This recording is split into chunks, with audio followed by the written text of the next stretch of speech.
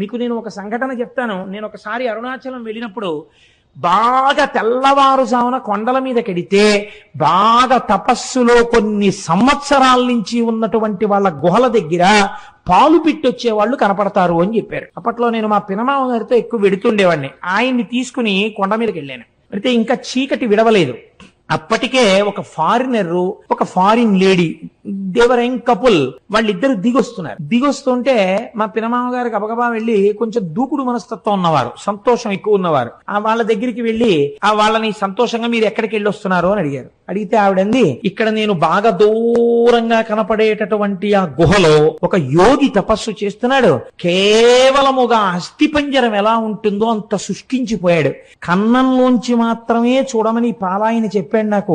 నేను కన్నంలోంచి చూశాను, కానీ నాకు ఆయన శరీరంలోంచి కొన్ని వేల వోల్ట్ల బల్బు వెలుగుతున్నట్లు కాంతితో నాకు దర్శనమైంది. ఇతను అక్కడ పాల కుండ ఒకటి పెట్టి వస్తుంటాడు ఒక పిడతతోటి. మరునాడు వెళ్ళేటప్పటికి తాగి ఖాళీ పిడత ఉంటుంది, తాగకపోతే ఇంకొక పాల పిడత పెట్టొచ్చేస్తుంటాడు. అటువంటి తపశ్శక్తితో ఉన్న మహాపురుషుణ్ణి చూశాను అందాడు. అంటే మా పినమామ గారు ఆవిడికి వెరీ గ్లాడ్ మా దేశం వచ్చి మీరు ఇటువంటి చూశారు అని ఇలా షేక్ హ్యాండ్ ఇచ్చారు. అంటే ఆవిడ షేక్ హ్యాండ్ ఇవ్వకుండా ఇలా నమస్కారం చేసింది. You are really great that you have born in a country like India. You people belonging to Sanatana Dharma, you people belonging to Hindu religion are really great by virtue of your birth itself. We prostrate before you అన్న దంపతులు ఇద్దరు సాష్టాంగ నమస్కారం చేశారు. కేవలం సనాతన ధర్మంలో మనం పుట్టినందుకు, పుట్టలేకపోయామని ఏడ్చి వాళ్ళు సాష్టాంగ నమస్కారం చేశారు. ఇటువంటి అమృత భాండం, ఇటువంటి ఐశ్వర్యవంతమైన ఇంట పుట్టి అడుక్కు తిన్నవాడు ఎంతటి అయోగ్యుడో, ఇటువంటి సనాతన ధర్మంలో పుట్టి దీని మీద విలితి ప్రసంగాలు చేసేవాళ్ళు అంతటి అవివేకులు. అంతటి గొప్ప అరుణాచలం. ఒక్కసారి ఆ నామాన్ని స్మరిస్తే చాలు, ఒకసారి గిరి ప్రదక్షిణం చేస్తే చాలు, ఒక్కసారి ఆ రమణుల ఆశ్రమంలోకి వెడితే చాలు, అరుణాచలేశ్వర దర్శనం చేస్తే చాలు. మనకి అష్టమూర్తి తత్వము అని శివతత్వంలో ఒక మాట చెప్తారు. భోరంభాంశనలో నిలోంబర మహార్నాథో హిమాంసు పుమాన్ ఇత్యాభాతి చరాచరాత్మకమిదం యస్యైవ మూర్త్యష్టకం నాణ్యకించన విద్యతే విమృశతాం యస్మాత్ పరస్మాత్ విభో తస్మై శ్రీ గురుమూర్తయే నమగిదం శ్రీ దక్షిణామూర్తయే అని శంకర భగవత్పాదులు దక్షిణామూర్తి స్తోత్రంలో అంతటా ఉన్నటువంటి పరమేశ్వర చైతన్యాన్ని గుర్తించలేనప్పుడు సాకారోపాసన శివుని దేనియందు చూడవచ్చు అన్న దాని గురించి చెప్పారు. అందులోనే ఈ అష్టమూర్తి తత్వాన్ని చెప్తారు. కంచిలో పృథివీలింగం, జంబుకేశ్వరంలో జలలింగం, అరుణాచలంలో అగ్నిలింగం, చిదంబరంలో ఆకాశలింగం, శ్రీకాళహస్తిలో వాయులింగం, కోణార్కలో సూర్యలింగం, సీతాగుండంలో చంద్రలింగం, ఖాట్మండూలో యజమానలింగం. ఈ 8 అష్టమూర్తులు. ఈ 8 కూడా ఈశ్వరుడే. కాబట్టి నీ కంటితో చూసి ఉపాసన చెయ్యడానికి యోగ్యమైనటువంటి పరమశివ స్వరూపములు. ఇందులో మీకు కంచిలో ఉండేటటువంటి పృథివీలింగం మీకు తెలుసు. ఆ పృథివీలింగం కాంచీపురంలో ఉంది. కాంచీపురంలో ఒక గొప్ప విచిత్రం ఉందండి. కంచిలో 1000 పైచిలకు శివాలయాలు ఉన్నాయి. కానీ కంచి నగరం ఎక్కడ వరకు ఉందో ఆ పరిధిలో ఎక్కడ అమ్మవారు ఉండదు శివాలయంలో. అన్ని శివాలయాలకి కలిపి ఒక్కటే శక్తి కేంద్రం కామాక్షి అమ్మవారి దేవాలయం. ఆఖరికి మసీదులకు సంబంధించినటువంటి ఊరేగింపులు కూడా కంచిలో చిత్రం ఏమిటంటే అమ్మవారి గుడికే ప్రదక్షిణం చేస్తాయి. అన్ని దేవాలయాలకు సంబంధించిన ప్రదక్షిణలు అమ్మవారి గుడిని ప్రదక్షిణంగా పెడతాయి.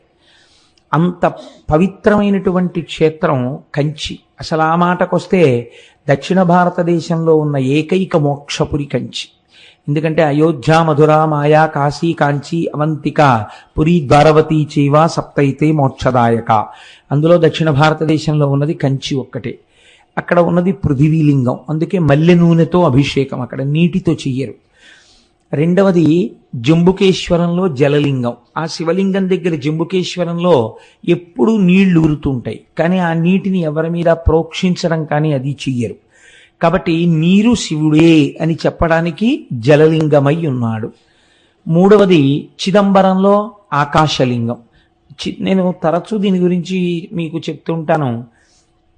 చిదంబరంలో ఉండేటటువంటి స్వామిని సాకారుడిగా చూడాలంటే కనకసభ అంటారు దాన్ని. అక్కడ నటరాజస్వామిగా చూడాలి. ఒకచో ఒక గమ్మత్తైన విషయం చెప్తారు. నటరాజస్వామి వారికి కాళికాదేవికి పోటీ జరిగింది. ఇద్దరిలో ఎవరు ఎక్కువ తాండవము చేయగలరు అంటే, స్త్రీ చేస్తే తాండవము అనరు, లాస్యము అంటారు. ఎవరు చేయగలరు దీన్ని? నాకు తెలిసినంత వరకు విశాఖపట్నంలో సంపత్ కుమార్ బృందం అని ఒకటి ఉండేది. మహానుభావుడు ఆంధ్రజాలరీ చేస్తుండేవారు ఆయన. నేను ఆ రోజుల్లో విశాఖపట్నంలో ఉద్యోగం చేసేవాడిని. ఇంటికి వచ్చేస్తూ సాంబమూర్తి కళామందిరంలో కూర్చుంటే నిజంగా ఆయన ఆ జాలరీ వేషంలో ఆ పడవ ఆ సముద్రంలో తెడ్డు వేస్తూ విడుతున్న దృశ్యాన్ని చేసేవారు. అద్భుతం. మహానుభావుడు ఉమా సంపత్ అని ఆయన భార్య గారు ఉండేవారు. వాళ్ళిద్దరూ ఇది చేస్తుండేవారు. ఈ తాండవము లాస్యము ప్రదోష వేళలో నిజంగా కైలాస పర్వతం మీద ఉన్నట్టు ఉండేది. అది చేసినప్పుడు శంకరుడు ఎలా నర్తిస్తే కాళిక అలా నర్తించింది.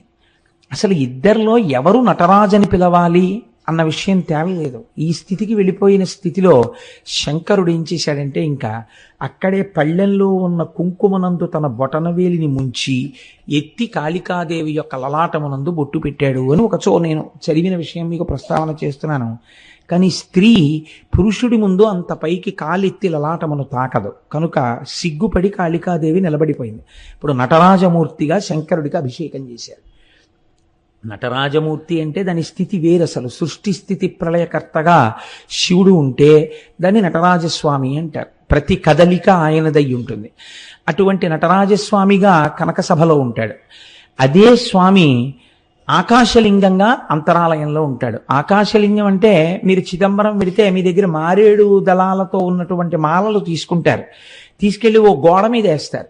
వేస్తే పాపం కొంచెం తెలియని వాళ్ళు ఏం చేస్తారంటే, శివలింగం ఎక్కడండి శివలింగం ఎక్కడండి అని ఇలా ఇలా చూస్తూ ఉంటారు. చూస్తుంటే ఆఖరికి వాళ్ళు ఇంకా పదండి అయిపోయింది పూజ అంటారు. అయిపోయింది పూజ అంటే అసలు శివలింగమే కనపడలేదు. ఇంత దూరం వచ్చిన వాళ్ళు బెంగెట్టుకుని అసలు శివలింగం ఏదండి అంటారు. అంటే వాళ్ళు ఇదే శివలింగం అని గోడ చూపిస్తారు. ఇదేమిటి ఇది శివలింగం ఏమిటి అనుకుని వెళ్ళిపోతే అక్కడ ఉన్న వాళ్ళు అంటారు, అర్థం కాకపోతే అది చిదంబర రహస్యం అంటే. చిదంబర రహస్యం అంటే ఏమిటంటే, ఆకాశము అంటే అంతటా వ్యాప్తి చెందినది. అంతటా ఉన్న శివుణ్ణి ఎక్కడున్నాడని మళ్ళీ ప్రత్యేకం మీరు చూపిస్తారు. అందుకని అక్కడ ఏం ఉండదు, గోడ ఉంటుంది, దానికే పూజ అంతే. అంతటా ఉన్నాడు, అది లోపల తెలుసుకుని పూజ చేయడం. కాబట్టి చిదంబరం ఆకాశలింగం, శ్రీకాళహస్తి వాయులింగం. మీకు తెలుసు అక్కడ రెండు జ్యోతులు వెలుగుతుంటాయి ఎప్పుడు. మనకి సైన్స్లో ఏమిటంటే, ఆక్సిజన్ లేకపోతే దీపం నిధనం అయిపోతుంది అని. అందుకని విదేశీయులకి ఎంతసేపు కూడా మనకి ఉన్నటువంటి ఆరాధనా విధానాన్ని వాళ్ళు హేతువుని చూడడానికి ప్రయత్నించేవారు. కాబట్టి విదేశీ పరిపాలనలో ఏం చేశారంటే, శ్రీకాళహస్తిలోకి గాలి రాకుండా దేవాలయాన్ని మూసేశారు. ఆక్సిజన్ అయిపోతుంది కదా, అప్పుడు ఈ దీపాలు ఏమవుతాయో చూద్దామని.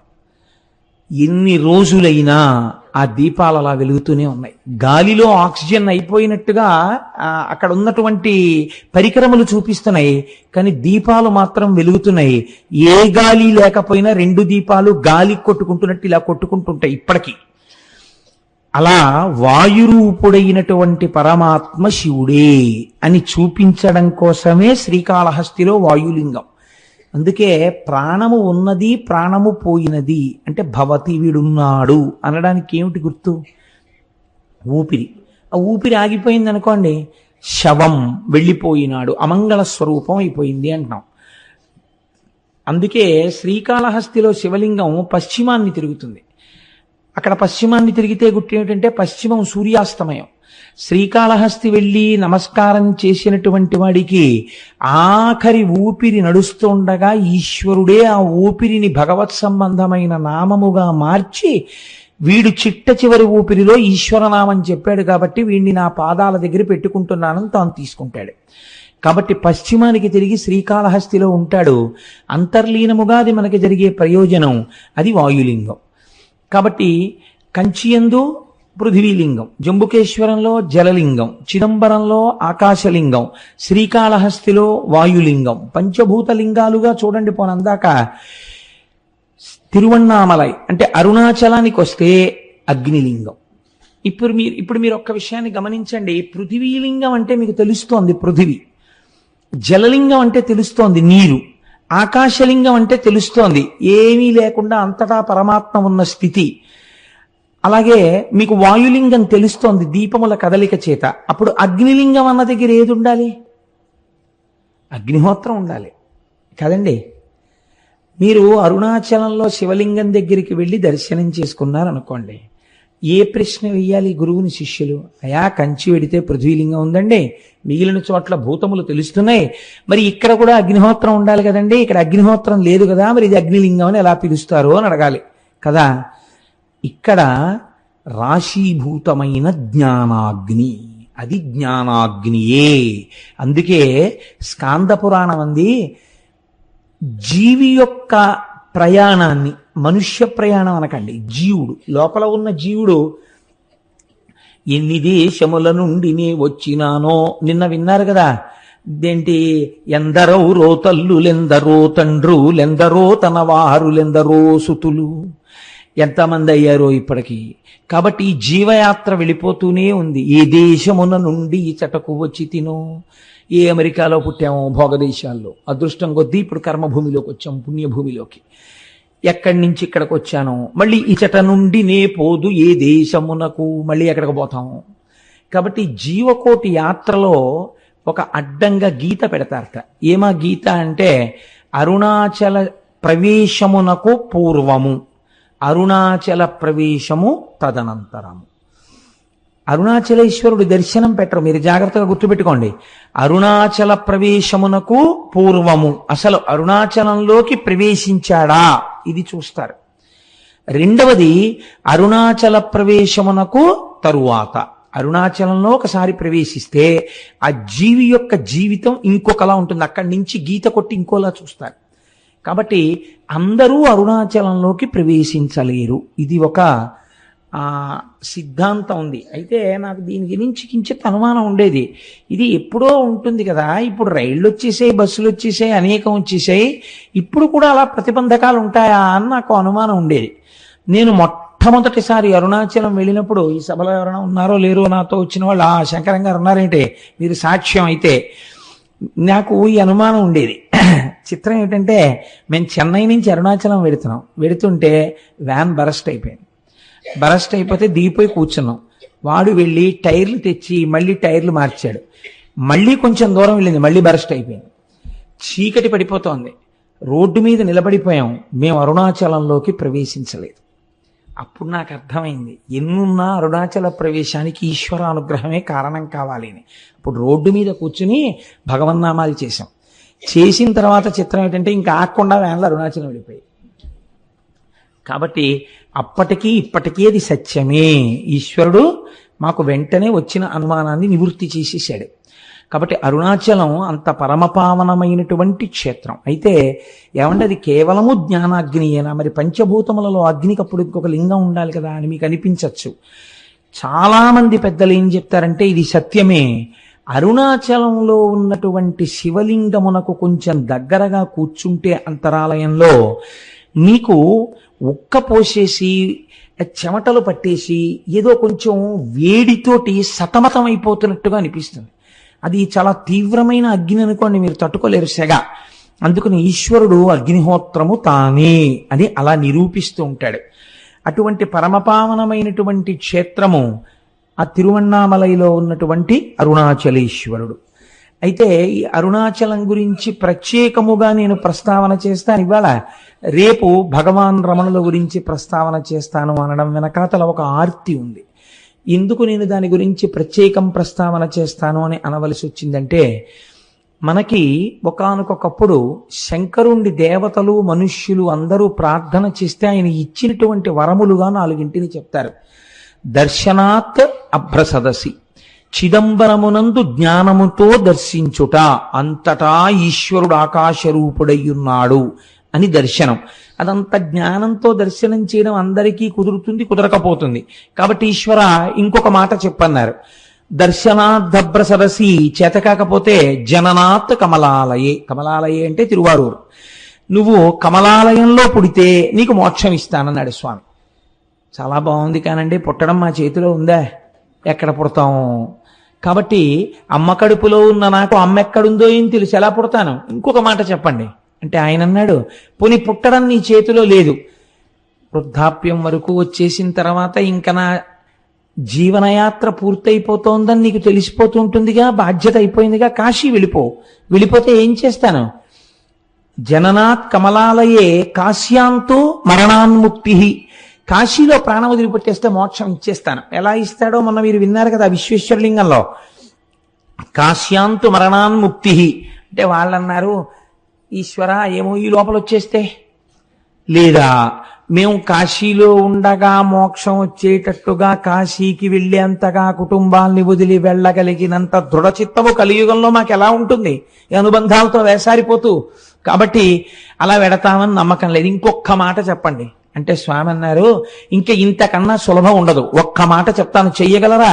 స్మరణాత్ అరుణాచలే, పైకి అనక్కర్లేదు. అరుణాచల శివ అరుణాచల శివ అరుణాచల శివ అరుణ శివ అని మీరు అనక్కర్లేదు. స్మరణాత్, స్మరణము మనస్సుకు సంబంధించినది. మీరిక్కడ అరుణాచల శివుడు అని ఒకసారి తలుచుకుంటే చాలు, పాపరాశి ధ్వంసం చేస్తాను. పోనీ అలా తలుచుకోగలవా? ఇది కూడా కుదరదన్నారు అనుకోండి, ఇంకా నేను మిమ్మల్ని ఉద్ధరించలేనని ఈశ్వరుడితో అనిపించుకోకూడదు కదా, అందుకని తప్పకుండా అన్నారు. స్మరణాత్ అరుణాచలే, కేవలము స్మరించినంత మాత్రం చేత పాపరాశిని ధ్వంసము చేయగలిగినటువంటి క్షేత్రము అరుణాచల క్షేత్రము. ఇక్కడ ఒక గమ్మత్తు మీకు భారతదేశం మొత్తం మీద ఎక్కడా లేనటువంటి రీతిలో అరుణాచలంలో పరమశివుడు మూడుగా కనపడుతూ ఉంటాడు అని పురాణం చెప్తుంది. మూడుగా, ఇందులో అరుణాచలం వెళ్ళిన వాళ్ళు చాలా మంది ఉన్నారని నేను అనుకుంటున్నాను. నాకు తెలియడం కోసం, సంతోషించడం కోసం, అరుణాచలం వెళ్ళిన వాళ్ళు ఎంతమంది ఉన్నారో ఒక్కసారి చెయ్యెత్తండి సభలో.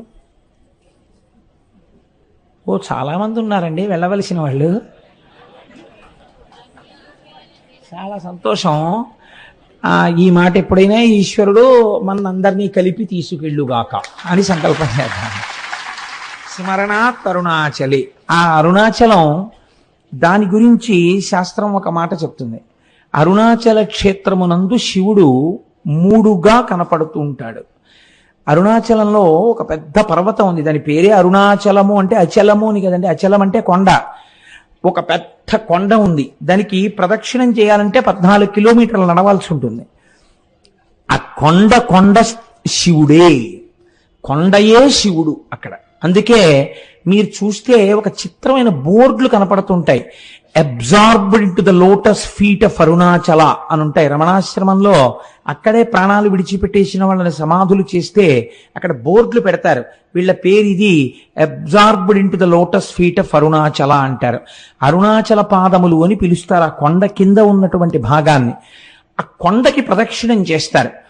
ఈ కొండకి ప్రదక్షిణం చేస్తే అక్కడ మీరు నమ్మండి నమ్మపోండి, నాకు పరమ విశ్వాసముతో కూడుకున్న విషయం, ఎన్ని కోట్ల జన్మల పాపములో అక్కడ దగ్ధమవుతాయని. భగవాన్ రమణుల్ని ఎవరైనా చూడ్డానికి వెడితే అరుణాచలంలో ఆయన మొదట ఒక ప్రశ్న వేసేవారు, గిరి ప్రదక్షిణం చేశారా అని అడిగేవారు. వాళ్ళు మళ్ళీ ఓ గంట పోయాక కనపడేవారు, భగవాన్ మీరు చెప్పినట్టుగా గిరి ప్రదక్షిణానికి వెళ్ళొచ్చాం అనేవారు.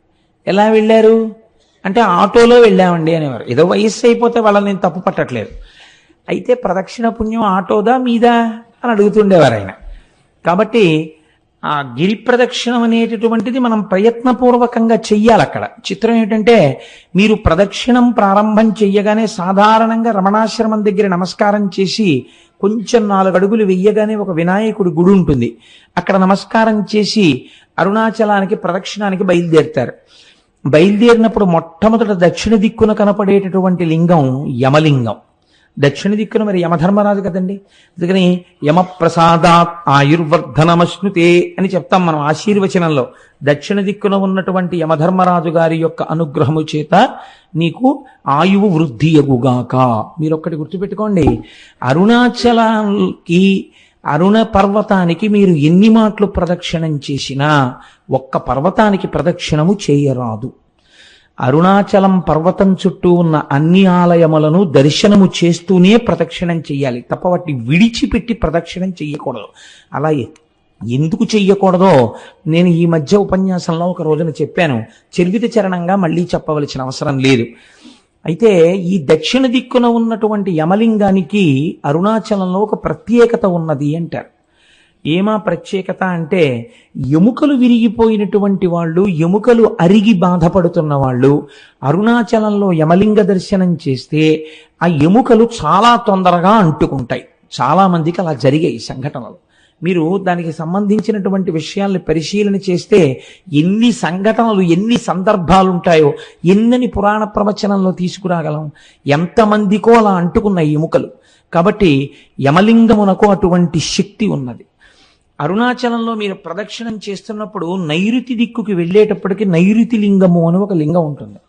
ఆ నైరుతి లింగము మీరు వెళ్ళినప్పుడు కొంచెం జాగ్రత్తగా చూడండి. అది రోడ్డు మీదకి కనపడదు, కాస్త లోపలకు ఉంటుంది. మీరు 4 అడుగులు వేసి లోపలికి వెళ్ళాలి. వెడితే ఆ నైరుతి లింగం గురించి పెద్దలు ఏం చెప్తారంటే, మనస్సు చాలా తొందరగా నిలకడని పొందగలిగినటువంటి పరమశక్తివంతమైన ప్రదేశము నైరుతి లింగము అని చెప్తారు. నైరుతి లింగం దగ్గర కూర్చుని కాసేపు ధ్యానం చేసుకోవడం, నైరుతి లింగం దగ్గర కూర్చుని ఒక శ్లోకమో, ఒక పద్యమో, ఒక శివ సందర్భమో చెప్పుకోవాలి. నేను ఎప్పుడు అరుణాచలం వెళ్ళినా నాతో పాటు ఎవరో భక్తులు ఏదో పాపం వీడితో పెడితే ఏదో చెప్తారని ఆశ, నాకేం తెలుసు కనుక వస్తూ ఉంటారు. వస్తే తప్పకుండా నైరుతి లింగం దగ్గర కూర్చుని ఏదో ఒకటి చెప్పి బయలుదేరుతుంటాం. మొన్న వెళ్ళినప్పుడు కూడా మేము అలాగే వేస్ట్ చేసాం ప్రదక్షిణ. కాబట్టి ఆ నైరుతి లింగం దగ్గరే కావ్యకంఠ గణపతి ముని తపస్సు చేశారు. తపస్సు చేసినప్పుడు ఒక ఆశ్చర్యకరమైన సంఘటన జరిగింది. వారు తపస్సుకు కూర్చునే ముందు వారు ఒక నిర్ణయం తీసుకుని నైరుతి లింగానికి చెప్పారు, ఈశ్వర, నా తపస్సు సిద్ధించే వరకు నేను ఈ ప్రదేశమును విడిచిపెట్టి వెళ్ళను అని. ఒక చిన్న గదిలా ఉంటుంది ఆ లింగానికి ముందు. అందులో ఒక గుడ్డల మూట ఒకటి ఉండేది. ఆయన ఆ గదిలో కూర్చుని రాత్రి 11:30-12 వరకు తపస్సు చేసేవారు. చేసి ఒక్క గ్లాసుడు పాలు అక్కడ ఎవరైనా పెడితే ఆ పాలు తాగి పడుకునేవారు అక్కడే. మళ్ళీ తెల్లవారకట్ట లేచి ఆ బాహ్యాంతర శౌచములు సిద్ధింప చేసుకుని మళ్ళీ తపస్సు కూర్చునేవారు. కావ్యకంఠులు అలా తపస్సు చేస్తుండగా ఒక ఆశ్చర్యకరమైన సంఘటన జరిగింది. అరుణాచలేశ్వరుడి యొక్క రథం అరుణగిరికి ప్రదక్షిణంగా వెడుతోంది, దేవాలయానికి ప్రదక్షిణంగా వెడుతోంది. వెడుతున్నప్పుడు ఒక అన్న సంతర్పణ చేసేటటువంటి ఒక సత్రవుకి, ఒక వేద పాఠశాలకి మధ్యలో పరమ నురుపైన నేల మీద ఆ రథం ఆగిపోయింది. అలా 9 రోజులు వెళ్ళాలి ఆ రథం. అది 6వ రోజున ఆగిపోయింది. ఆగిపోతే రాత్రి 12 గంటల వరకు తోశారు. తిరువణ్ణామలైలో ఉన్న జనాభా అందరూ పట్టుకులాగారు రథాన్ని. అంగుళం కూడా రథం కదలలేదు. ఏం చెయ్యాలో అర్థం కాలేదు. లాగి లాగి లాగి లాగి అర్చకులు కూడా విసిగిపోయి ఎన్ని క్షమార్పణలు చెప్పాలో అన్ని చెప్పారు. కదల్లా రథం. రథం మీద మూర్తులను అలాగే వదిలిపెట్టేసి ఒక 10 మందిని కాపలా పెట్టి, రేపటి రోజు ఉదయం వచ్చి మళ్ళీ రథం లాగుతాం స్వామి, మమ్మల్ని మన్నించు అని చెప్పి ఎవరిళ్ళకి వాళ్ళు వెళ్ళిపోయారు అర్చకులు కూడా. ఇది యథార్థముగా కావ్యకంఠ గణపతి ముని అంటే ఈ మధ్య వారి జీవితంలో జరిగిన సంఘటన. రాత్రి 12 గంటలకి కావ్యకంఠ గణపతి ముని పడుకున్నారు.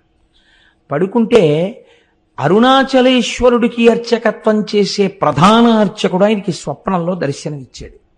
ఇచ్చి, ఈశ్వరాజ్ఞ చేత రథం ఆగిపోయింది, ఈశ్వరుడు ఏం కోరుకుంటున్నాడంటే మీ యొక్క తపస్సుని లోకమునకు తెలియచెయ్యాలనుకుంటున్నాడు, మీ వాక్కు యొక్క ప్రామాణ్యము తెలియచెయ్యాలనుకుంటున్నాడు. అది అసలు రహస్యం.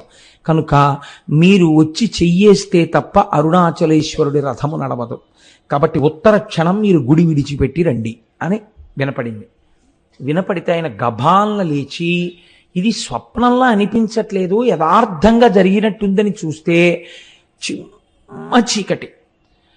ఏం చెయ్యాలి అని ఆలోచించి ఇది నిజమేనా అని ఆయన ఆలోచిస్తున్నారు. 2 చెవులలోకి మాటలు వినపడ్డాయి, ఇది యథార్థము, నువ్వు వెంటనే బయలుదేరి రథం దగ్గరికి వెళ్ళు అని. ఆయన వెంటనే గుడి తలుపులు వెయ్యడం కూడా మరిచిపోయి, రాత్రిళ్ళు తలుపులు వేస్తారు కానీ మీకు శివలింగ దర్శనం అవుతూ ఉంటుంది అరుణాచలంలో, తలుపులు దగ్గరకి వేసి ఆయన గబగబా ఆ తేరు ఆగిపోయిన ప్రదేశానికి వెళ్ళారు. వెడితే రథం అక్కడ నిలబడిపోయింది, చుట్టూ 10 మంది ఉన్నారు. వెంటనే ఈయన స్వామికి సాష్టాంగ నమస్కారం చేసి, ఈశ్వరా మీరు నన్ను అనుగ్రహించారు, కానీ ఇప్పుడు 10 మంది కాపలాదారులు మాత్రమే ఉన్నారు. ఇప్పుడు ఒకవేళ రథం కదిలినా ఆలయం లోపలికి వెళ్ళడం కష్టం. రేపు తెల్లవారుజామున నేను వచ్చి రథాన్ని మీద చెయ్యి వేస్తాను, కదిపేది మీరే, నా శక్తి కాదు, నన్ను అనుగ్రహిస్తారు అని చెప్పి మళ్ళీ వెళ్ళిపోయారు గుడికి. పడుకున్నారు. రోజు తెల్లవారకట్ట 4ంటికి తెలివచ్చేది. ఆయనకు ఆ రోజున మరునాడు ఉదయం 9 గంటలకి తెలివచ్చింది. అప్పటికి తెల్లవారకట్ట వచ్చేసి అక్కడ ఉన్న వాళ్ళందరూ ఈ రథాన్ని లాగేటటువంటి ప్రయత్నం చేస్తున్నారు, కదలటం లేదు. 12 అయ్యేటప్పటికి ఎట్టి పరిస్థితులలోనూ గుడి లోపలికి వెళ్ళిపోయి మహానైవేద్యమై మళ్ళీ మరునాటి పరిక్రమణం మొదలైపోవాలి. అలా వెళ్ళకపోతే భారీ ఎత్తున ప్రాయశ్చిత్తాలు చెయ్యాలి. ఆలయంలో ఉన్నటువంటి అధికారుల నుంచి అర్చకుల వరకు గడగడ వణికిపోతున్నారు.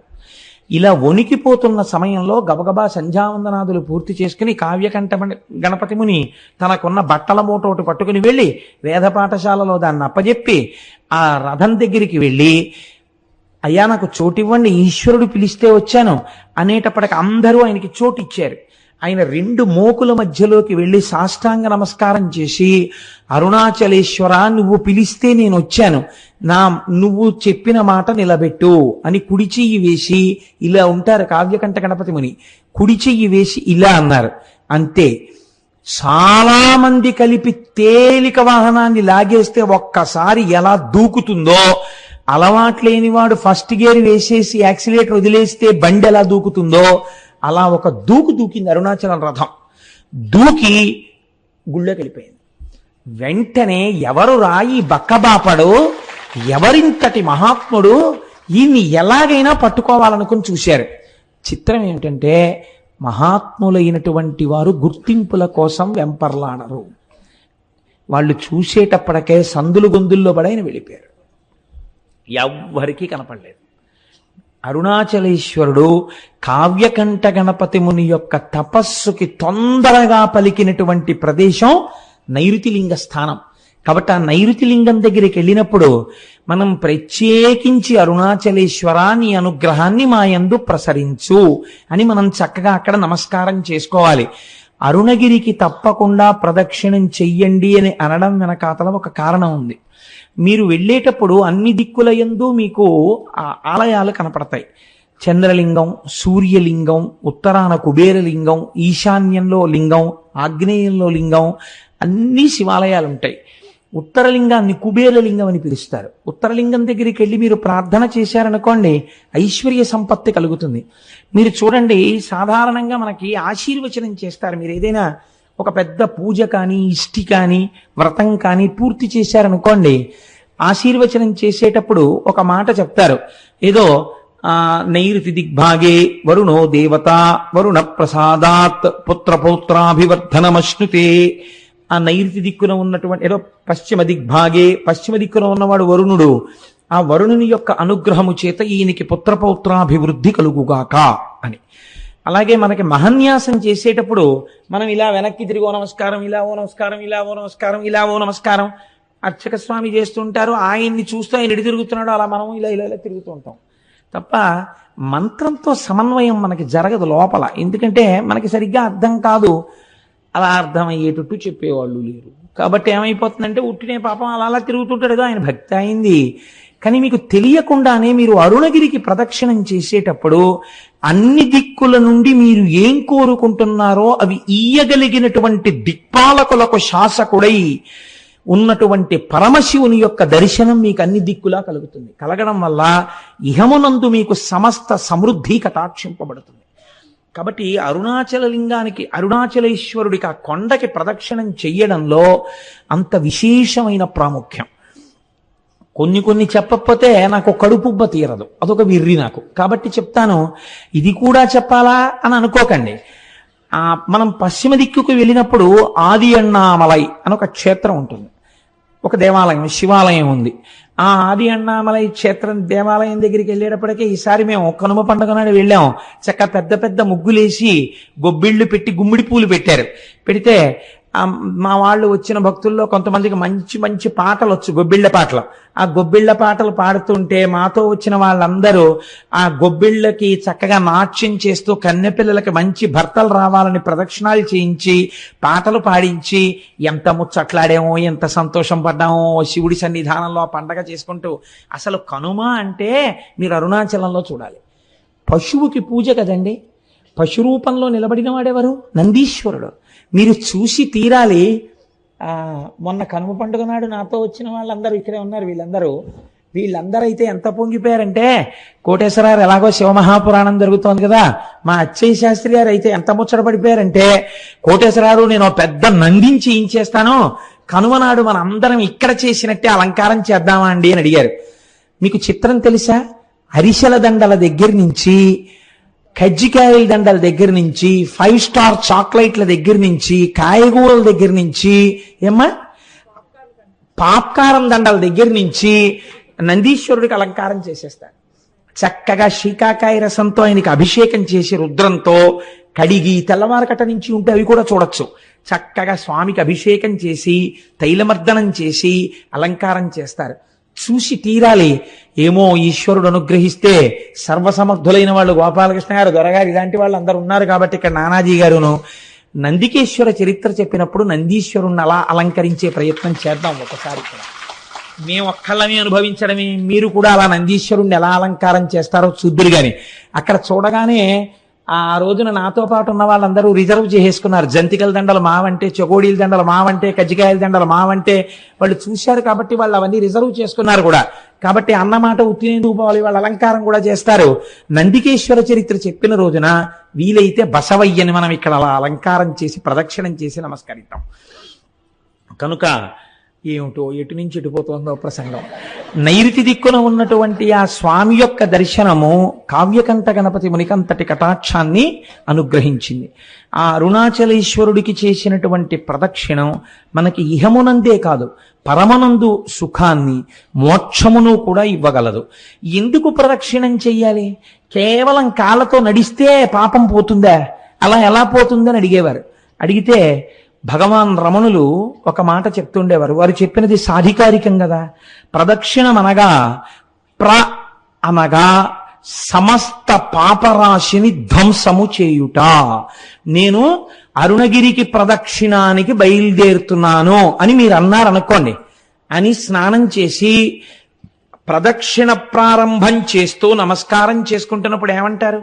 ఈశ్వర, ఈ ప్రదక్షిణం ఏ విఘ్నం లేకుండా నా ఒంటి యందు శక్తి నిలబడి నేను చక్కగా చేసుకునేటట్టు అనుగ్రహించు అని మీరు మొదటి అడుగు తీసి ఇలా వెయ్యగానేట అంత పెద్ద స్థూల రూపుడైన పరమశివుడికి ప్రదక్షిణానికి మీరు ప్రయత్నపూర్వకంగా ఒక అడుగు పెట్టారు కనుక అడుగు ఇలా తీసి వెయ్యగానే పాపరాశిని ధ్వంసం చేసేస్తాట. పాపరాశిని ధ్వంసం చేసి ఈ అడుగు ఇలా వేసినప్పుడు వెనక అడుగు స్థిరంగా ఉంటుంది కదండి.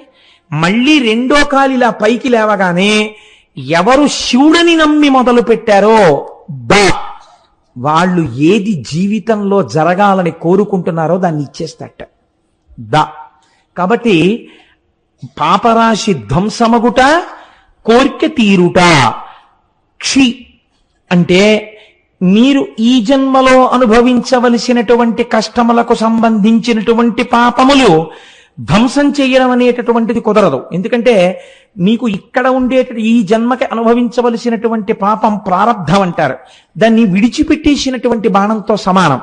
కాబట్టి మీకు ఇప్పటికి ఏర్పడిపోయి ఉన్నటువంటి ఆగామి ఫలితం ఏదుందో దాన్నంతటినీ ధ్వంసం చేసి రాబో జన్మలకి కూడా ఏర్పడవలసినటువంటిది ఈ జన్మలో బ్రహ్మగారి రాత చేత ఏర్పడబోతున్న దాన్ని కూడా ధ్వంసం చేస్తారట. అంటే ఇంకా అలా చేయడం వల్ల అరుణగిరికి ప్రదక్షిణం చేసినటువంటి వాడికి పాపము పుణ్యము ఉండదు కనుక వాడు మోక్షమునకు అధికారి అగుచున్నాడు. కాబట్టి అరుణగిరికి ప్రదక్షిణం చెయ్యడం అనేటటువంటిది అంత పరమపావనమైన విషయమని, తప్పకుండా గిరి ప్రదక్షిణం చెయ్యాలని మనకి మహానుభావుడైనటువంటి భగవాన్ రమణులు నిర్దేశించిన విషయం, స్కాంద పురాణం నిర్దేశించినటువంటి విషయం. ఇది చిత్రం ఒకటి ఉంది. అరుణాచలంలో 3 యోజనముల దూరము వరకు ఏ విధమైనటువంటి దీక్షకి సంబంధించిన నియమములు లేవు. మీకు శ్రద్ధ అని ఒక వాక్యం ఉంటుంది పురాణంలో. పురాణమే కాదు, మీరు శృతి యందు కూడా శ్రద్ధ అని ఒక మాట వాడతారు. శ్రద్ధ అంటే ఏమిటో తెలుసండి? నీకు ఇక్కడ నీవు ఇలా ఉండవచ్చు అన్నప్పుడు నమ్మి మీరు అలా ఉండాలి అని శాస్త్రం అంటుంది. మీరు ఇలా ఉండు అని చెప్పినప్పుడు నేను అలా ఉండను అని మీరు అన్నారనుకోండి, మీ అంత మీరుగా కొన్ని సిద్ధాంతాలని తీశారనుకోండి, అది ఆ క్షేత్రము యొక్క ప్రమాణమును అవమానించుట, చెయ్యకూడదు. అందుకే రమణులంతటి వారు అమ్మగారు నేను ఇక్కడ ఉల్లిపాయలు తిన్నంటే ఈవిడ ఉల్లిపాయ తింటే ఈవిడ మోక్షానికి అడ్డొస్తుందిట అనేవారు. 3 యోజనముల దూరంలో అక్కడ ఏ విధమైనటువంటి దీక్షా నియమములు లేవు. ఇది ఎంతవరకు నిరూపణమైందో తెలుసా అండి? భగవాన్ రమణులు ఒక తెల్లటి గోచి మాత్రమే పెట్టుకునేవారు. వారు గోచి పెట్టుకుని స్కందాశ్రమంలో ఉండగా ఒకానొకప్పుడు శృంగేరి పీఠం నుంచి కొంతమంది పండితులు వచ్చి అయ్యా మీరు ఆ వివాహం లేదు, మీకు సంసారం లేదు, మీరు సన్యాసి యొక్క జీవితాన్నే గడుపుతున్నారు, కాబట్టి మీరు కనీసంలో కనీసం పోనీ కాషాయాంబరములను ధరించకపోయినా పెట్టుకున్నటువంటి గోచి తెల్లది కాకుండా కాషాయం రంగు గోచి పెట్టుకుంటే బాగుంటుంది. అందుకే జ్ఞానముతో నిండినటువంటి వారు కాబట్టే సన్యాసి శరీరాన్ని విడిచిపెడితే ఇక దహనం చేయరు. అది జ్ఞానాగ్నితో కూడిన శరీరం కాబట్టి భూస్థాపితం చేస్తారు. కాబట్టి ఇప్పుడు మీరు కాషాయముతో ఉన్న గోచి పెట్టుకోండి అని అడిగారు. అడిగితే భగవాన్ నవ్వి అన్నారు, అలా కాదు, ఈ అరుణాచలం కొండకి 3 యోజనముల వరకు ఏ దీక్షకు సంబంధించిన నియమము లేదు, కాబట్టి తెల్లటి గోచి పెట్టుకున్నా దోషం లేదు అన్నారు. అంటే వాళ్ళు అన్నారు, మీరు అలా కాదు, కొంచెం ఆలోచించండి, మీరు నడుపుతున్న జీవితానికి తెల్లటి గోచి పెట్టుకోవడం అంత బాగులేదు, కాషాయం గోచి పెట్టుకుంటే బాగుంటుంది అని వారు భోజనానికి కిందకి దిగి వెళ్ళిపోయారు. ఎక్కడ నుంచి వచ్చాడో ఒక పరమ వృద్ధుడు ఒక ఆయన ఒక పుస్తకాల మూట మోసుకొచ్చాడు, రమణుల దగ్గర పెట్టాడు. నేను ఇప్పుడే స్నానం చేసి వస్తాను, ఈ పుస్తకాల మూట చూస్తుండు అని చెప్పి వెళ్ళిపోయాడు. శృంగగిరి నుంచి వచ్చినటువంటి పండితులు కిందకి వెళ్ళి స్నానం చేసి భోజనం చేసి మళ్ళీ కొండ మీదకి వచ్చారు రమణుల దగ్గరికి. వచ్చేటప్పటికి పుస్తకాల మూట అక్కడుంది, పైనున్న పుస్తకం ఎగురుతోంది. ఎగురుతున్న పేజీ దగ్గర ఏమిటి పుస్తకాలు అని వాళ్ళు ఇలా పేజీ మీద చెయ్యి వేసి చూశారు. చూస్తే దాని అనువాద పద్యాన్ని మీకు నేను వినిపిస్తున్నాను. అందులో ఉంది, యోజునంబులు 3 నిచట వాసమొనరించు వారగు వరనరులకు ఉండకుందను దీక్షాదులొకటి అయిన ఆశరహిత మత్సాయుజ్య ప్రాప్తి సిద్ధ ఈశుడగు నాయాజ్ఞచే నెలమిమీరా. ఇది ఈశ్వరాజ్ఞ. ఇక్కడ దీక్షా నియమములు ఏమీ లేవు. ఇక్కడ కొండకి 3 యోజనముల పరిధిలో ఎటువంటి దీక్షలో లేకపోయినా ఈ కొండ యొక్క అగ్ని ప్రసరణము చేత వారు మోక్షమునకు అధికారులగుచున్నారు. కాబట్టి వాళ్ళది చూసి తెల్లబోయి, ఇప్పటికిప్పుడు ఈ పుస్తకం ఎక్కడి నుంచి వచ్చిందంటే రమణులు అన్నారు, ఏమో ఎవరో వృద్ధులు తెచ్చి అక్కడ పెట్టారు, వారు మీలాగే స్నానం చేసి వస్తానని వెళ్ళారన్నారు. ఆ వృద్ధుడు తిరిగి రాలేదు. కానీ ఈ పద్యాన్ని చూసినటువంటి పెద్దలు మాత్రం రమణులు తెల్లటి గోచి పెట్టుకోవడం వెనకాతల పరమసత్యం ఉంది అని తిరిగి వెళ్ళిపోయారు. అలా నిరూపించినటువంటిది ఆ అరుణగిరికి ఉన్నటువంటి గొప్పతనాన్ని నిరూపించిన సంఘటన అక్కడ జరిగింది. మీరు అరుణాచల క్షేత్రంలో స్వామి దర్శనానికి వెడితే సాధారణంగా తూర్పు గోపురంలోంచి ప్రవేశిస్తాం. తూర్పు గోపురాన్ని శ్రీకృష్ణదేవరాయలు నిర్మాణం చేశారు. మనకి ఎక్కడికి వెళ్ళండి శ్రీకృష్ణదేవరాయల యొక్క ప్రమేయం లేనటువంటి క్షేత్రం ఉండదు. మీరు తెలిసి కాని తెలియక కాని వెడితే మనకి, నేను మొన్న గుంటూరు ప్రసంగాలకు వెళ్ళినప్పుడు వారు నన్ను ఒక క్షేత్రానికి తీసుకెళ్లారు. అది గుడికి అన్ని మూలలా సుబ్రహ్మణ్యుడు ఉన్నాడు. నేను చాలా ఆశ్చర్యపోయాను.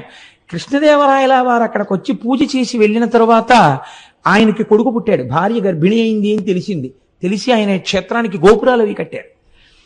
అలాగే ఆ మహానుభావుడు ఆయన తూర్పున గోపురాన్ని కట్టారు. దక్షిణ భారతదేశంలో ఉన్నటువంటి అన్ని దేవాలయాల గోపురాల కన్నా తలెత్తి చూసే గోపురాల్లో అదొకటి అని పెద్దలు చెప్తారు. అంత పెద్ద గోపురం కనపడుతుంటుంది. మీకు ఉత్తర దిక్కున ఒక గోపురం ఉంది. ఆ గోపురంలోకి ఒక్కసారైనా వెళ్ళి బయటికి రావాలి. ఉత్తర గోపురంలోకి అంటే సమయం లేక వెళ్ళలేకపోతే అది వేరే విషయం అనుకోండి. ఎప్పుడైనా ఉత్తర గోపురంలోకి ఎందుకు వెళ్ళి బయటికి వస్తారంటే, అమ్మణ్ణి అమ్మన్న ఒక ఆవిడ ఉండేది అరుణాచలంలో. ఆవిడ సంకల్పం చేసింది ఒక రోజున. ఉత్తర దిక్కున అంత పెద్ద గోపురం ఉండేది కాదు అప్పటికి.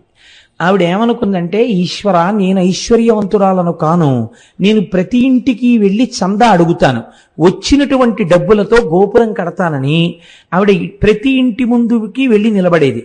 నిలబడితే ఇంట్లో ఎక్కడో బీరువా తాళం వేసి లోపల ఉన్న చెస్ట్లో ఎంత డబ్బు ఎన్ని డినామినేషన్స్ లో ఉన్నాయో ఆవిడకి కనపడేది. ఆవిడ ఇంటి ముందు నిలబడి, ఉత్తర గోపురం కడదామనుకుంటున్నాను, మీ ఇంట్లో 12,346 రూపాయల 62 పైసలు ఉందిగా బీరువాలో, ఇన్ని 100 కాగితాలు ఉన్నాయిగా, ఇన్ని 50 కాగితాలు ఉన్నాయిగా, గుడి కట్టడానికి చందా ఇయ్యి అనేది. ఇంట్లోకి వెళ్ళి డబ్బులు ఎక్కడితే అంతా ఉండేది. ఇంట్లో ఎక్కడ దాచినా ఆవిడ చెప్పేది. అందుకని ఆవిడ వచ్చేటప్పటికే పట్టుకెళ్ళి చందా ఇచ్చేసేవాడు. అలా ఆ అమ్మణ్యమ్మన్ సంపాదించినటువంటి చందాల రూపంలో వచ్చినటువంటి సొమ్ముతో ఆవిడ పెద్ద గోపురం కట్టింది. ఆ గోపురాన్ని అమ్మణ్యమ్మన్ గోపురం అని పిలుస్తారు ఇప్పటికీ. మీకు బహుశా ఇలా ఎక్కడా ఉండదు, ఒక్క అరుణాచలంలో మాత్రం ఆ గోపురం ఉంటుంది.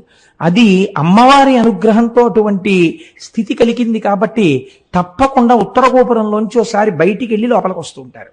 సరే, మీకు ఈ అరుణాచలం దేవాలయంలోకి ప్రవేశించగానే ఒక సుబ్రహ్మణ్యేశ్వర స్వామి వారి యొక్క దేవాలయం కనపడుతుంది.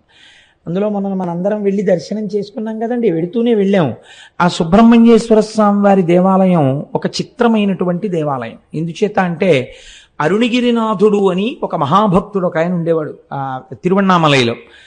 ఆ అరుణగిరినాథర్ ఒకానొకప్పుడు చాలా దోషభూయిష్టమైన జీవితాన్ని గడిపాడు అని ఆయన జీవిత చరిత్ర చెప్తోంది. ఎందుచేత అంటే, తల్లిదండ్రులు చనిపోతూ అక్క చెల్లెలకు అప్పచెప్పారు, కానీ ఆవిడ ఎంత కష్టపడి పెంచినా ఈయన మాత్రం దోషభూయిష్టమైనటువంటి నడువడితో ఉండేవాడు. ఆవిడ ఒకసారి నిలదీస్తే తన చరిత్ర గురించి తనకే అసహ్యం వేసి చచ్చిపోతానని ఆయన వెళ్ళి అరుణాచలంలో ఉన్నటువంటి ఒక సుబ్రహ్మణ్యేశ్వర స్వామి వారి గోపురం ఎక్కి ఆ గోపురం నుంచి కిందకి దూకాడు. కిందకి దూకితే సుబ్రహ్మణ్యేశ్వర స్వామి వారు తన రెండు చేతులతో పట్టుకున్నారు. సుబ్రహ్మణ్యేశ్వర స్వామి వారి యొక్క స్పర్శ కలగడం చేత ఆయన మహాకవి అయిపోయాడు. అరుణగిరినాథర్ అన్న పేరుతో సుబ్రహ్మణ్యుడి మీద ఎన్నో తమిళానికి సంబంధించినటువంటి పత్రికల్ని రచించాడు. అలా రచిస్తే ఆ దేశపు రాజు ప్రౌఢదేవరాయలు అని ఉండేవారు. ఆయన చాలా సంతోషించి తన ఆస్థానంలో ఒక జైనుడు ప్రధానంగా ఉండేవాడు కవిగా. ఆయన్ని సంబంధం అనబడే ఆయన్ని తీసేసి ఈయన్ని ఆస్థాన కవిగా తీసుకున్నాడు. ఈయన పరమభక్తుడై రోజు సుబ్రహ్మణ్యేశ్వర స్వామి వారి దర్శనం చేసి అర్చన చేస్తుండేవాడు. ఈ రాజు ఒక రోజున కోరిక కోరాడు, నాకు సుబ్రహ్మణ్య దర్శనం చేయిస్తావా అని. ఈయన అన్నారు, అరుణగిరినాథర్, సుబ్రహ్మణ్య దర్శనం చేయిస్తాను, కానీ ఆయన తేజస్సుని చూస్తే నీ కళ్ళు మాడిపోతాయి, చూడలేవు అన్నారు. మాడిపోయినా పర్వాలేదు, ఒక్కసారి నాకు ఆయన్ని చూడాలనుంది అన్నాడు. అయితే రా చూపిస్తానన్నారు. సుబ్రహ్మణ్యుడి దేవాలయంలోకి తీసుకెళ్లి ప్రార్థన చేశారు. ఒక స్తంభంలోంచి సుబ్రహ్మణ్యేశ్వర స్వామి వారి యొక్క మూర్తి దర్శనమైంది. ఇప్పటికీ సుబ్రహ్మణ్యేశ్వర స్వామి ఉత్సవాలన్నీ అక్కడ దీపం పెట్టే ప్రారంభిస్తారు. అమ్మవారికి గాజులు తొడిగే ఉత్సవం కూడా ఆ స్తంభం దగ్గరే చేస్తారు. ఆ స్తంభంలోంచి స్వామి కనపడగానే ప్రౌఢదేవరాయలు చూశాడు, కానీ రెండు కళ్ళు మాడిపోయాయి. అప్పుడు మళ్ళీ అరుణగిరినాథర్ ప్రార్థన చేశాడు సుబ్రహ్మణ్యుణ్ణి, రాజుకి కళ్ళిమ్మని. మళ్ళీ ప్రౌఢదేవరాయల వారికి కళ్ళొచ్చాయి. రాయలవారు ఈయన పట్ల ఎంతో ప్రేమ పెంచుకుని జీవితం గడుపుతున్నాడు. ఇది నచ్చలేదు సంబంధానికి. ఈయనకి పరకాయ ప్రవేశం అలవాటు ఉండేది అరుణగిరినాథర్కి. ఈయన ప్రతిరోజు వచ్చి రహస్యంగా ఒక మూల తన శరీరాన్ని వదిలిపెట్టి ఒక చిలుకలోకి ప్రవేశించి దూరంగా వెళ్ళి పారిజాత పుష్పాలు తెచ్చి సుబ్రహ్మణ్యేశ్వర స్వామికి ఆరాధన చేసేవారు. సంబంధంకి ఈ విషయం తెలిసింది, శరీరాన్ని విడిచిపెట్టి చిలుకలోకి దూరి వెడుతుంటాడు అని. ఒక రోజున ఈయన చిలుకలోకి వెళ్ళగానే ఈయన శరీరాన్ని కాల్చేశాడు. కాల్చేస్తే ఇంకా ఆయన చిలుక రూపంలో ఉండిపోయాడు. ఇప్పటికీ కిలిగోపురం అని పిలుస్తారు. చిలక రూపంలో ఉంటారు ఆ కిలిగోపురం మీద ఉండి. ఇప్పటికీ ఆయన సుబ్రహ్మణ్యేశ్వర స్వామి వారి మీద పాటలు పాడతారు అని జగత్ప్రసిద్ధి. కాబట్టి అరుణాచలం ఒక గొప్ప సుబ్రహ్మణ్య క్షేత్రం. రమణ మహర్షి కూడా సుబ్రహ్మణ్యేశ్వర స్వామి వారి అవతారమే అని పెద్దలు భావన చేస్తారు. కాబట్టి మనం అటువంటి క్షేత్రాన్ని చూసి కుడివైపుకి వెడితే పాతాళలింగము అని ఒక లింగం ఉంటుంది. అక్కడ మెట్లు దిగి లోపలికి వెడితే, ఇప్పుడు రమణుల యొక్క సమయంలో ఆయన శిష్యురాలు ఒక ఆవిడ ₹1,00,000 పెట్టి ఆలయాన్ని మళ్ళీ పునర్నిర్మాణం చేశారు. అక్కడ ఒక యోగి యొక్క సమాధి ఉన్నది. ఆ సమాధి మీదనే పాతాళలింగం ఉంటుంది. దాని వెనకాతల ఒకప్పుడు జనసంచారం ఉండేది కాదుట. అక్కడ కూర్చుని రమణ మహర్షి తపస్సు చేస్తుంటే ఆయన తొడల కింద తేళ్లు జెర్రిలు చేరి కొరికేస్తే నెత్తురు కారిపోయి అట్టలు కట్టేసింది. అప్పుడే శేషాద్రి స్వామి వారు ఇందులో ఒక బ్రాహ్మణ స్వామి ఉన్నాడు, పైకి తీసుకురమ్మని తీసుకుని వస్తే వాహనశాల వెనకాతల కూర్చుని ఆయన మళ్ళీ తపస్సు చేశారు. తర్వాత ఆ క్షేత్రమునకు సంబంధించిన వృక్షం ఆలయానికి మీరు కొంచెం దక్షిణంగా వెడితే కనపడుతుంది, ఇప్ప చెట్టు. ఆ ఇప్ప చెట్టు కింద కూర్చుని కొన్నాళ్ళు తపస్సు చేశారు. కాబట్టి అటువంటి పరమపావనమైనటువంటి క్షేత్రము, అటువంటి పరమపావనమైన పాతాళ శివలింగం ఉన్నటువంటి గుడి. ఇది దాటగానే మీకు ఒక పెద్ద నంది కనపడుతుంది. అది మొదటి నంది అంటారు. ఆ నందిని చూసే మనం అందరం మొదటే పరవశించిపోయింది. ఆ మొదటి నందిని దాటి మీరు ప్రాకారంలోకి వెళ్ళినట్టయితే ఎదురుకుండా అరుణాచలేశ్వరుడు యొక్క దేవాలయం కనపడుతుంది. 3వ ప్రాకారం దాటగానే అరుణాచలేశ్వరుడు యొక్క శివలింగము చాలా పెద్ద శివలింగముగానే ఉంటుంది. చిత్రం ఏమిటంటే, రమణులకు చాలా భక్తులైనటువంటి వారు కొంతమంది అరుణాచలేశ్వర దర్శనం చేసుకోవడానికి గుళ్ళోకి వెళ్ళినప్పుడు శివలింగము యొక్క స్థానములో గొంతుకు కూర్చున్నటువంటి రమణుల యొక్క దర్శనమైంది చాలా మందికి. ఆయనకి అభేదమైనటువంటి స్థితిని చేరుకున్నారు. కాబట్టి అటువంటి అరుణగిరీశ్వరుడు, అయ్యవారికి ఇటువే పక్కన అపీత కుచాంబ అన్న పేరుతో పార్వతీదేవి ఉంటుంది. సుబ్రహ్మణ్యేశ్వర స్వామి వారికి పాలివ్వడం కూడా మానేసి ఒకానొకనాడు కైలాస పర్వతం మీద కూర్చున్నటువంటి పరమశివుడి యొక్క కన్నులు వెనక నుంచి వచ్చి పరిహాసానికి మూసిన కారణం చేత లోకమంతా చీకటి అలుముకుంటే, ఎదరా రాక్షస సంహారం అవన్నీ వస్తాయి, అప్పుడు దాన్ని వివరాలు పూర్తిగా విందురుగాని, లోకమంతా చీకటి అలుముకుంటే తద్దోష పరిహారార్థమని అమ్మవారు తపస్సు చేసి పచ్చయ్యమ్మన్న పేరుతో ఆ అరుణగిరి యందు వెలసి ఈశాన్యలింగానికి వెళ్ళేటప్పుడు బస్ స్టాండ్కి వచ్చే 2వ వైపు రోడ్లోకి వస్తున్నప్పుడు పచ్చయ్యమ్మన్ గుడి కనబడుతుంది. అక్కడ ఆ అమ్మవారు లక్ష్మీదేవితో, సరస్వతీదేవితో, ఇంద్రాణితో, ఇతరులతో కలిసి ప్రదక్షిణం చేస్తున్నప్పుడు పశ్చిమ దిక్కుకి వచ్చేసరికి పరమశివుడు తన వామార్ధ భాగములోనికి అమ్మవారిని సుబ్రహ్మణ్యుడికి పాలివ్వడం కూడా మాని నా కోసమని వచ్చిన దానివి కాబట్టి నిన్ను అపితకుచాంబ అని పిలుస్తున్నాను అని ఆ పేరుతో అమ్మవారిని తన శరీరార్థ భాగమునందు స్వీకరించాడు. కాబట్టి అమ్మవారు ఆ పేరుతో అర్చన చేయబడుతుంటుంది. అక్కడ చిత్రం ఏమిటో తెలుసా అండి? కావ్యకంఠ గణపతి ముని ఉమాసహస్రం చెయ్యాలనుకున్నారు. ఉమాసహస్ర రచనకి ముందు ఆయన మొట్టమొదట అరుణాచల ప్రవేశం జరగగానే ఆయనతో వచ్చినటువంటి తమ్ముడు ఒకడున్నాడు. వాడు అన్నయ్యని పట్టుకుని పీక్కు తినేశాడు. ఒరే అన్నయ్య ఆకలేసేస్తోంది, అన్నయ్య ఆకలేసేస్తోంది అని ఆ రోజు ఏకాదశి తిథి. ఆయన అమ్మవారి గుడికి వెళ్ళారు. కావ్యకంఠ గణపతి ముని అపీత కుచాంబ అమ్మవారి మూర్తి ముందు నిలబడగానే అమ్మవారికి అలంకారం చేయబడినటువంటి పూలన్నీ జల జల జల జల కిందకి రాలిపోయాయి. అమ్మవారి అనుగ్రహం ఏదో నాకు కలిగింది, ఇక్కడే నేను ఏదో మహత్తరమైనటువంటి విషయం నా చేత అమ్మ చేయించబోతోంది అని గణపతి ముని అనుకున్నారు. అప్పటికి వారికి తెలియదు ఏం చెయ్యబోతున్నారు. ఆ తరువాతనే వారు అరుణాచలం గుడిని దర్శనం చేసుకుని బయటికి వెడితే చీకటి పడిపోయింది. అప్పుడు గణపతి నవరాత్రులు జరుగుతున్నాయి, ఏకాదశి తిథి.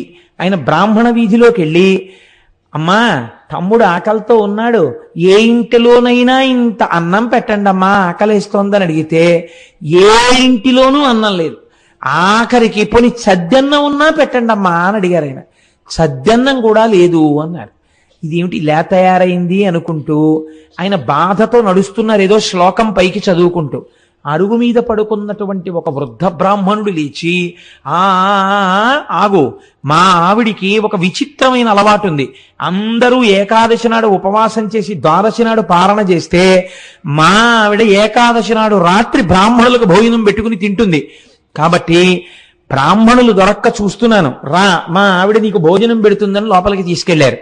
తీసుకెడితే వారు తడిబట్ట కట్టుకుని బయటి బట్ట పిండుకుని తడిబట్ట కట్టుకుని మడిబట్ట కోసం లోపలికి వచ్చేటప్పటికి ముగ్గులు వేసి తులసి చెట్టు దగ్గర దీపాలు వెలిగించి ఒక తల్లి మెరిసిపోతూ విజయవాడ కనకదుర్గమ్మలా ఇంత బొట్టు పెట్టుకుని ఎర్రటి చేతులతో షడ్రశోపేతమైన భోజనం పెడితే ఏకాదశని కూడా చూడకుండా ఆ తల్లి యొక్క ఆ వ్రతానికి నేను ఉపయోగపడ్డాను అంతే చాలని మహానుభావుడు కావ్యకంఠ గణపతి ముని తమ్ముడు కడుపు నిండా తిన్న తర్వాత ఆవిడ ఇద్దరికీ తాంబూలం ఇచ్చి ఇంత రాత్రి ఎక్కడికి పోతారో అరుగు మీద పడుకోండి అంది. ఇద్దరు అరుగు మీద పడుకొని నిద్రపోతే సుష్టుగా భోజనం చేశారేమో గాఢ నిద్ర పట్టింది. మరునాడు తెల్లవారిపోతుండగా తెలివచ్చింది. ఇద్దరూ నిద్ర లేచి ఇద్దరికీ ఒక్కసారి జ్ఞాపకం వచ్చింది రాత్రి మహాతల్లి అన్నం పెట్టిందని. ఒక్కసారి ఆ అమ్మకి నమస్కారం చేసుకుని వెడదామని చూశారు. వాళ్ళిద్దరూ పడుకున్నది ఒక వినాయకుడి గుడి అరుగు మీద ఉన్నారు. ఇదేమిటి వినాయకుడి గుడి అరుగు మీద ఉన్నామేమిటి? మనం రాత్రి అన్నం తిన్నాం కదా, మనకి పెట్టినట్టు గుర్తు తాంబూలాలు కూడా పక్కన ఉన్నాయి కదా, వినాయకుడి గుడి మీద ఉన్న గుడి అరుగుల మీద ఉన్నామేమిటని ఇద్దరు తెల్లబోయారు. అమ్మవారు అనుగ్రహించింది. చిత్రం ఏమిటో తెలుసా అండి? అరుణాచలేశ్వరుడు కావ్యకంఠ గణపతి ముని కన్నీటితో కవిత్వం రాయించాలనుకున్నాడు. మామూలుగా కూర్చుని కవనం అంటే రాసేస్తాడు. అసలు కావ్యకంఠ గణపతి ముని యందు విపరీతమైన ఆర్తి పుట్టించి కని విని ఎరుగని కవిత్వాన్ని సృష్టించాలనుకున్నాడు. తినడానికి తిండి దొరకలేదు ఇంత గొప్ప బ్రాహ్మణుడికి. కావ్యకంఠ గణపతి ముని అంటే ఎటువంటి వారో తెలుసా అండి?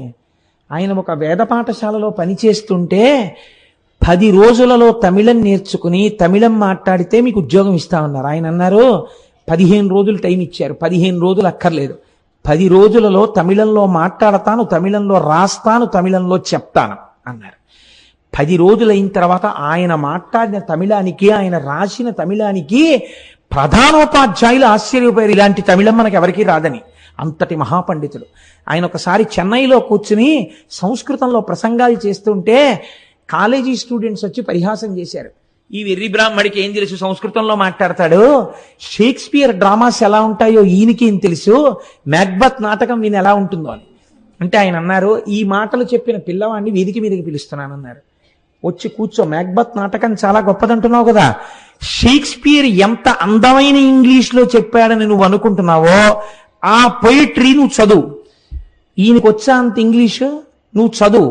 అంతకన్నా అందమైన సంస్కృతంలో అది మాట్లాడుతున్నప్పుడు వినేవాళ్ళకి అర్థం కాకపోయినా ఎంత అందంగా ఉంటుందని నువ్వు అంటున్నావో అంతకన్నా అందంగా నేను అదే భావాన్ని సంస్కృతంలో మ్యాక్బత్ నాటకాన్ని చెప్తానన్నారు.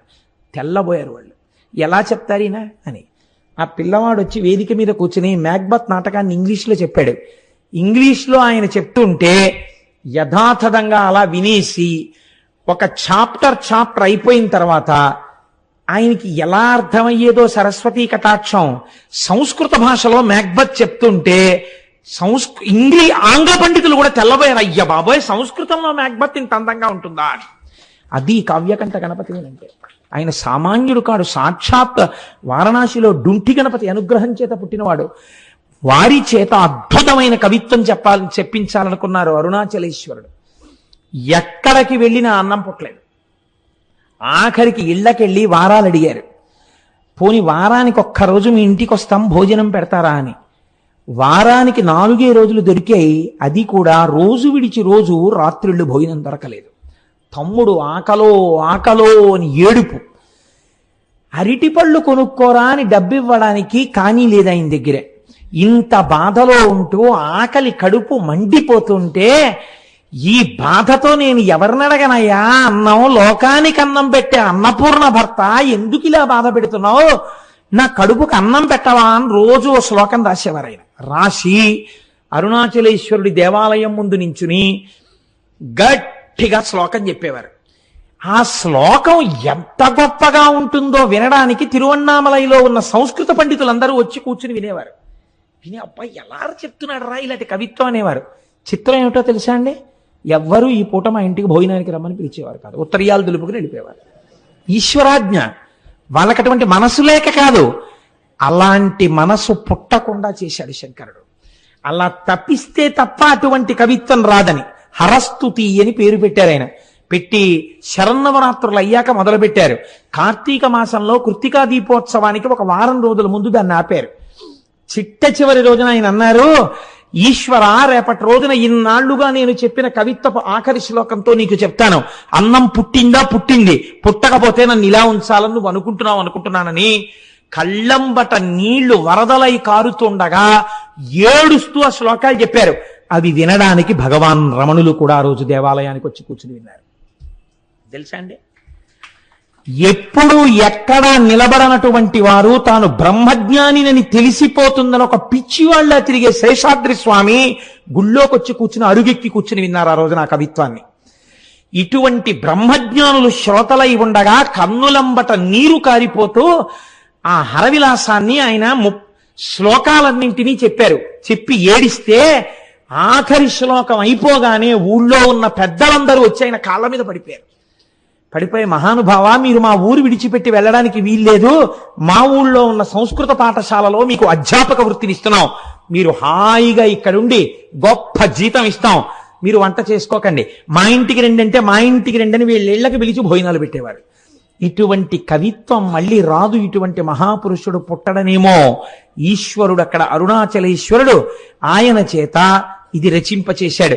2, అదే కావ్యకంఠ గణపతి ముని మామిడి గుహ అని ఒక గుహ ఉంది. ఆ గుహలో కూర్చుని ఉమాసహస్రం రాస్తున్నారు.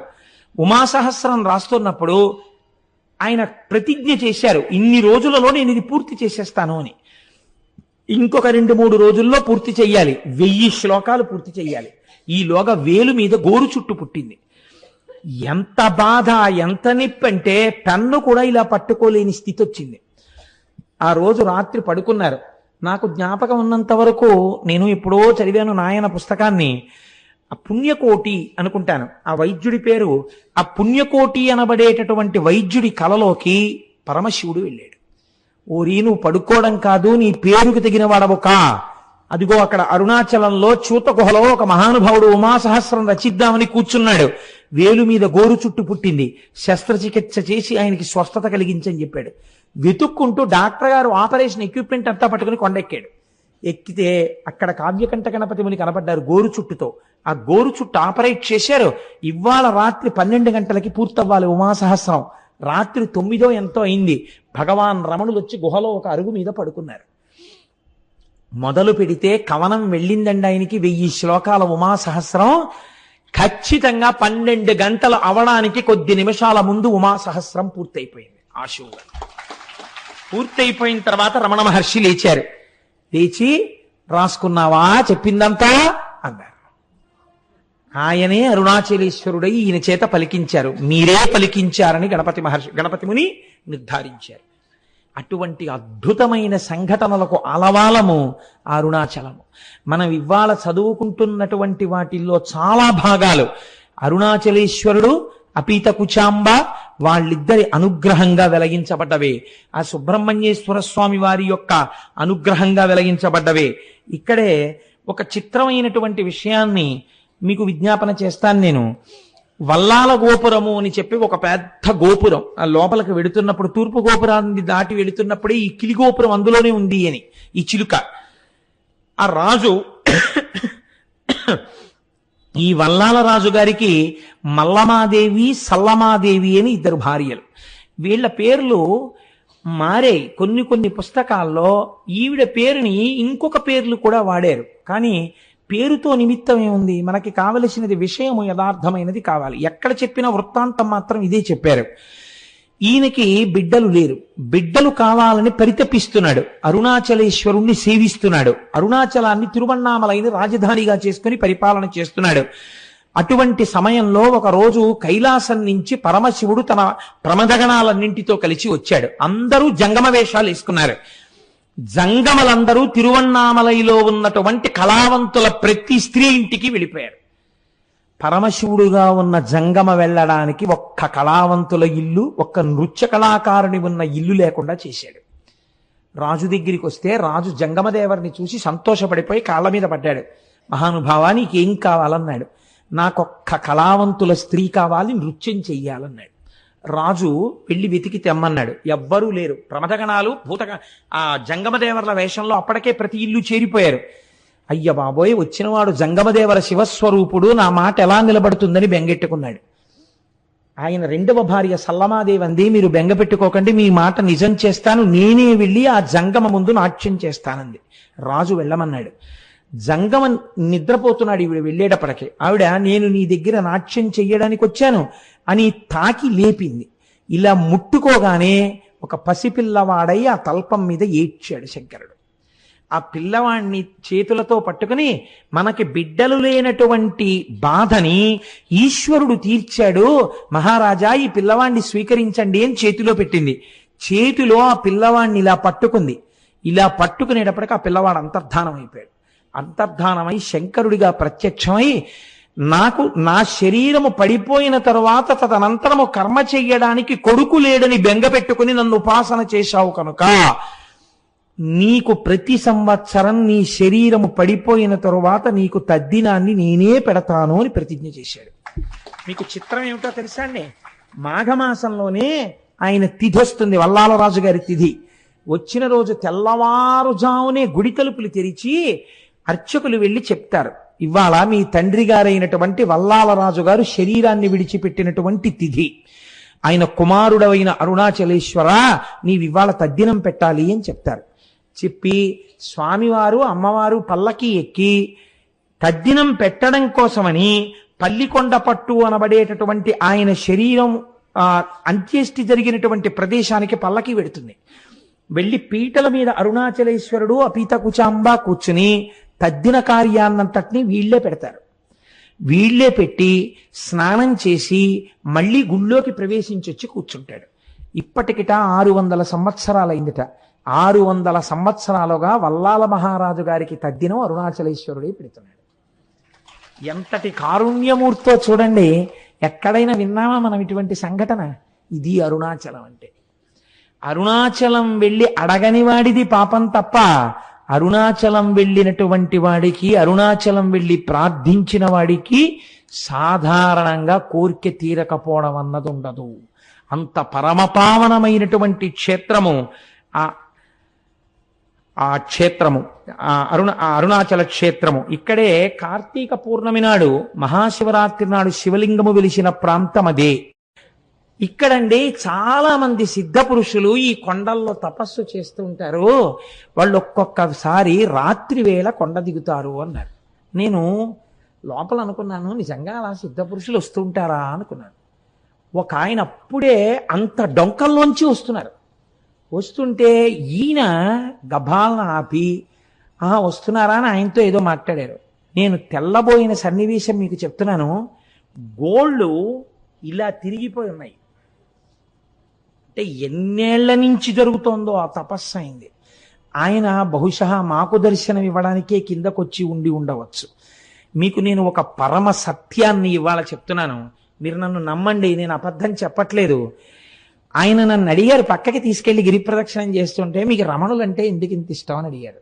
అడిగితే ఏదో పుస్తకాల్లో చదువుకున్న 4 మాటలు తప్ప నాకేం తెలుసు కనుక, ఆ రమణులు అంతటి వారండి, రమణులు ఇంతటి వారండి, నేను చదువుకున్నవేవో చెప్పా. ఆయన అన్నారు, మీరు చెప్పినట్టు రమణుడు గొప్పవాడు కాడు. రమణుడు దొంగ, రమణుడు స్వార్థపరుడు. లేకపోతే రమణుడి కోసం కొన్ని వేల మంది వచ్చారు అరుణాచలం. ఎవరికిచ్చాడు మోక్షం? వాళ్ళ అమ్మగారికి ఇచ్చాడు. వాళ్ళ అమ్మగారికి మోక్షం ఇవ్వడం గొప్ప, స్వార్థం కాదా అంటే నేనన్నాను, లేదండి ఆయనతో పాటే ఉన్న ఇంకొక ఆయనకు కూడా ఇవ్వబోయారు, ఆయన జీవుడేమో జారిపోయాడు, ఇవ్వలేకపోయారు అన్నాను. అంటే ఆయన అన్నారు, అది కాదు, రమణులు వాళ్ళ తల్లి గారికి మోక్షం ఇవ్వడాన్ని మీరు సమర్థించడానికి మీకేమన్నా ఆధారం ఉందా అన్నారు నా దగ్గర. ఏమిట్రా ఇంత భక్తితో మనం వస్తే ఈయన ఇంత గడ్డు ప్రశ్న వేశాడు, ఈ కోణంలో నేను అసలు ఎప్పుడూ ఆలోచన చేయలేదు, ఏంటి ఇలా అడిగారు చిత్రంగాను అని నేను చాలా ప్రయత్నం చేద్దాం అనుకున్నాను. కానీ నాకే నచ్చలేదు ఎలా సమర్థించాలో. అలా కాసేపు నడిచాం, ఒక 10 నిమిషాలు మౌనంగా. ఆయన అన్నారు, చూశారా మీకు దొరకలేదు కారణం, అమ్మకి ఎందుకు మోక్షం ఇచ్చారో మీకు తెలియలేదే అన్నారు. అంటే ఏవో మీరు చెప్తున్న కోణంలో మాత్రం నాకు తగిన సమాధానం దొరకట్లేదు అన్నాను. అంటూ నేను అన్నాను అలా ఆయనతో వెడుతూ, ఒకానొకప్పుడు 1950లో ఆయన శరీరం విడిచిపెట్టక ముందు ఇలా తిరుగుతున్నప్పుడు ఆయనతో పాటు వెళ్ళిన వాళ్ళు ధన్యులు. వాళ్ళు ఎంత గొప్పగా ఆయనతో పాటు కలిసి వెళ్ళుంటారో, ఆయన కొండ దిగుతున్నప్పుడు చూస్తూ ఉండుంటారో అన్నాను. అలా నీకు చూడాలనుందా అన్నారు ఆయన. ఇది రెండో ప్రశ్న. అంటే నాకు ఈ ప్రశ్నకి కించిత కోపం వచ్చింది. నేను అన్నాను, అలా చూడాలంటే జరుగుతుందా అండి, ఇప్పుడు కనపడతారా రమణులు, ఆ ప్రశ్న ఏమిటి అన్నాను. ఆయన నవ్వారు. అంతే, మా మధ్య అంతే సంభాషణ జరిగింది. మేము వెళ్ళిపోయి మర్నాడు నేను వచ్చేస్తున్నాను రమణాశ్రమం నుంచి, బయలుదేరిపోతున్నాను, చెన్నై వెళ్ళిపోవాలి, బస్సులు ఎక్కే హడావిడిలో ఉన్నాం. ఆయన మళ్ళీ ఠంగును కనపడ్డారు. కనపడి ఓ చేతి సంచి ఒకటి ఇస్తూ ఉంటారు రమణాశ్రమంలో పుస్తకాలు కొనుక్కున్నప్పుడు. ఆయన ప్రత్యేకం ఓ పుస్తకం ఒక క్యాసెట్ తెచ్చి, ఇవి నేను మీకు బహూకరిస్తున్నాను కోటేశ్వరారు అని ఇచ్చారు. ఎంత ప్రేమమూర్తో. నేను ఆ తర్వాత వారిని చూడలేదు. రమణాశ్రమానికి వెళ్ళిన ఆయన పేరు అవి ఇచ్చారు కూడా, కానీ మాకు కనపడలేదు. ఆ తర్వాత ఇన్ని మార్లు వెళ్ళాను, నాకు వారు కనపడలేదు.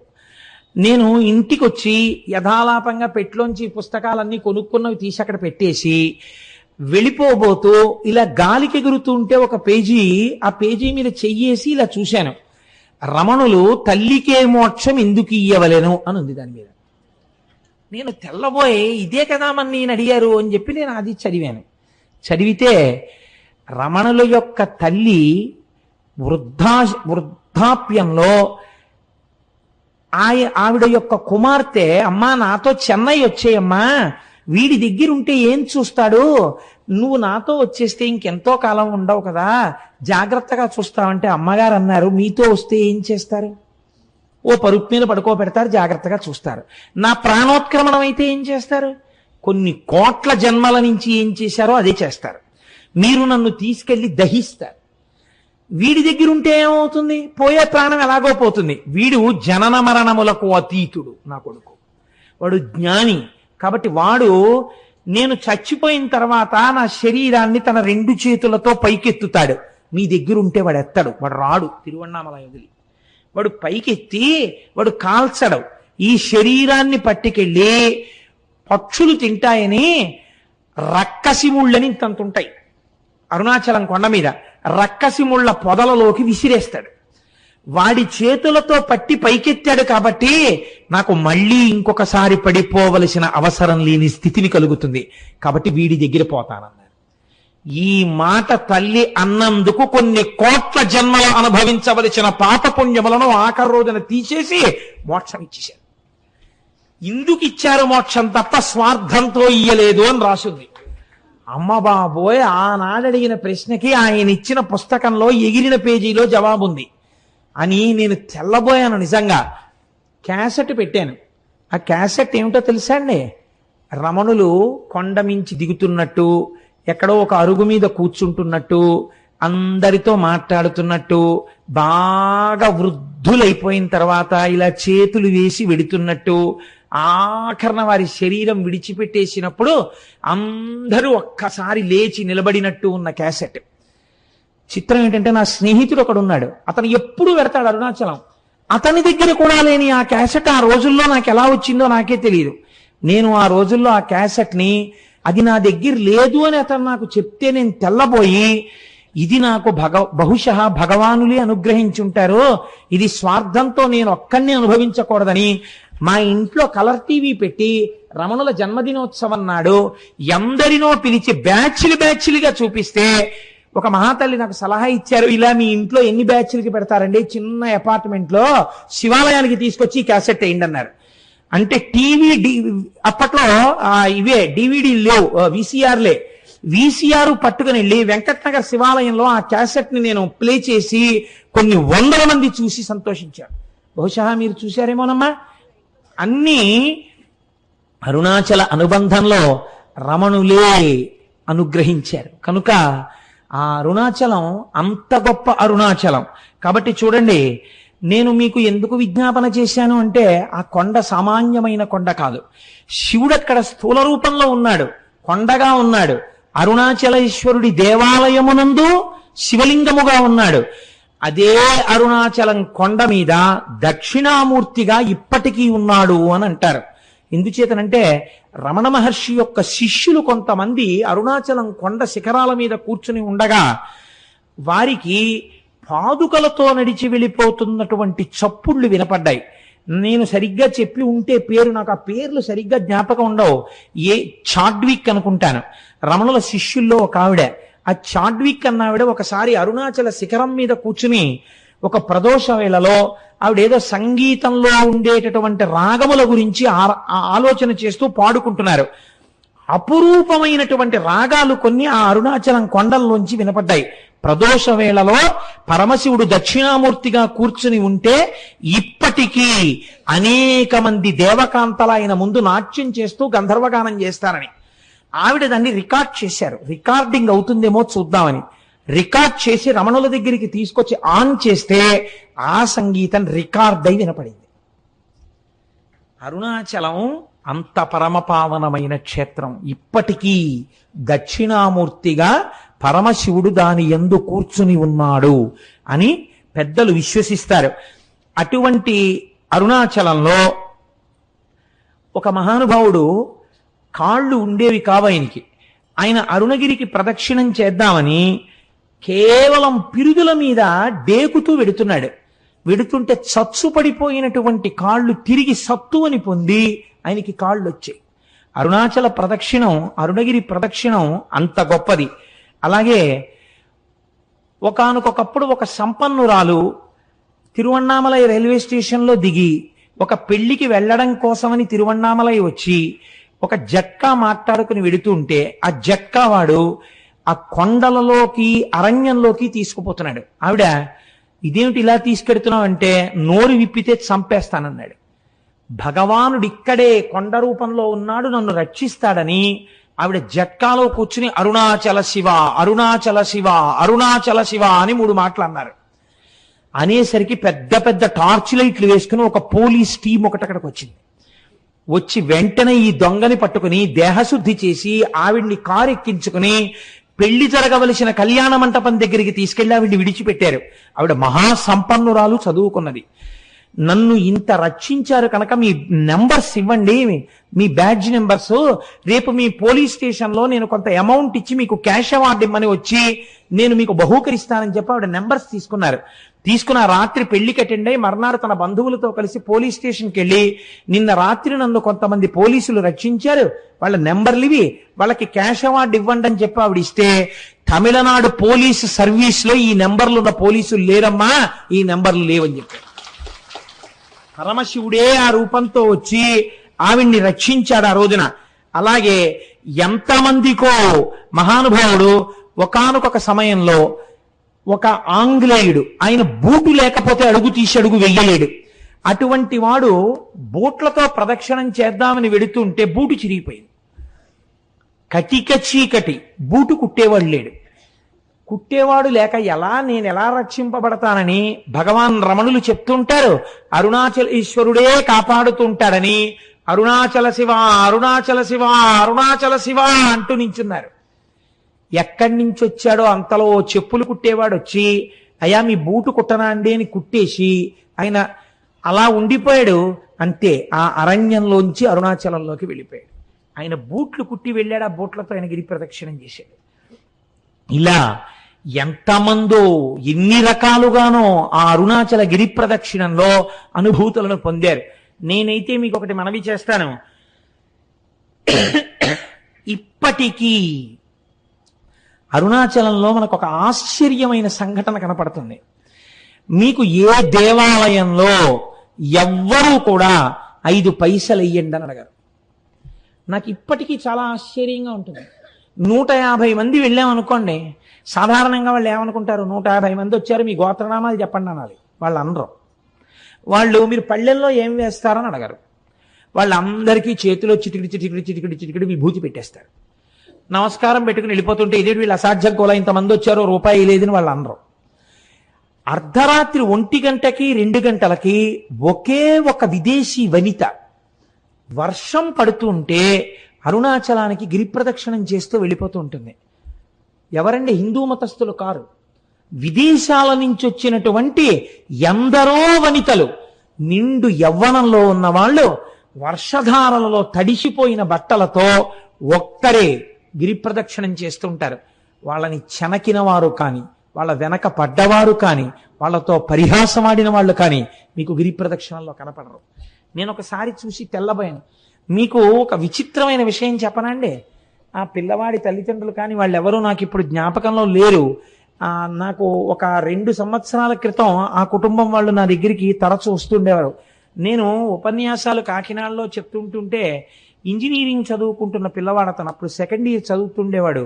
నేను తరచూ చంద్రశేఖర పరమాచార్య స్వామి వారి గురించి చెప్తుంటే అతను నా దగ్గరికి వచ్చి అడిగాడు, నేను మీ ఉపన్యాసాలు విని కించిత్ ప్రేరణ పొందానండి, నేను మీకు చంద్రశేఖర పరమాచార్య స్వామి వారిని గీసి ఇవ్వాలనుకుంటున్నాను, ఎటువంటి చంద్రశేఖరులు మీకు కావాలని అడిగాడు.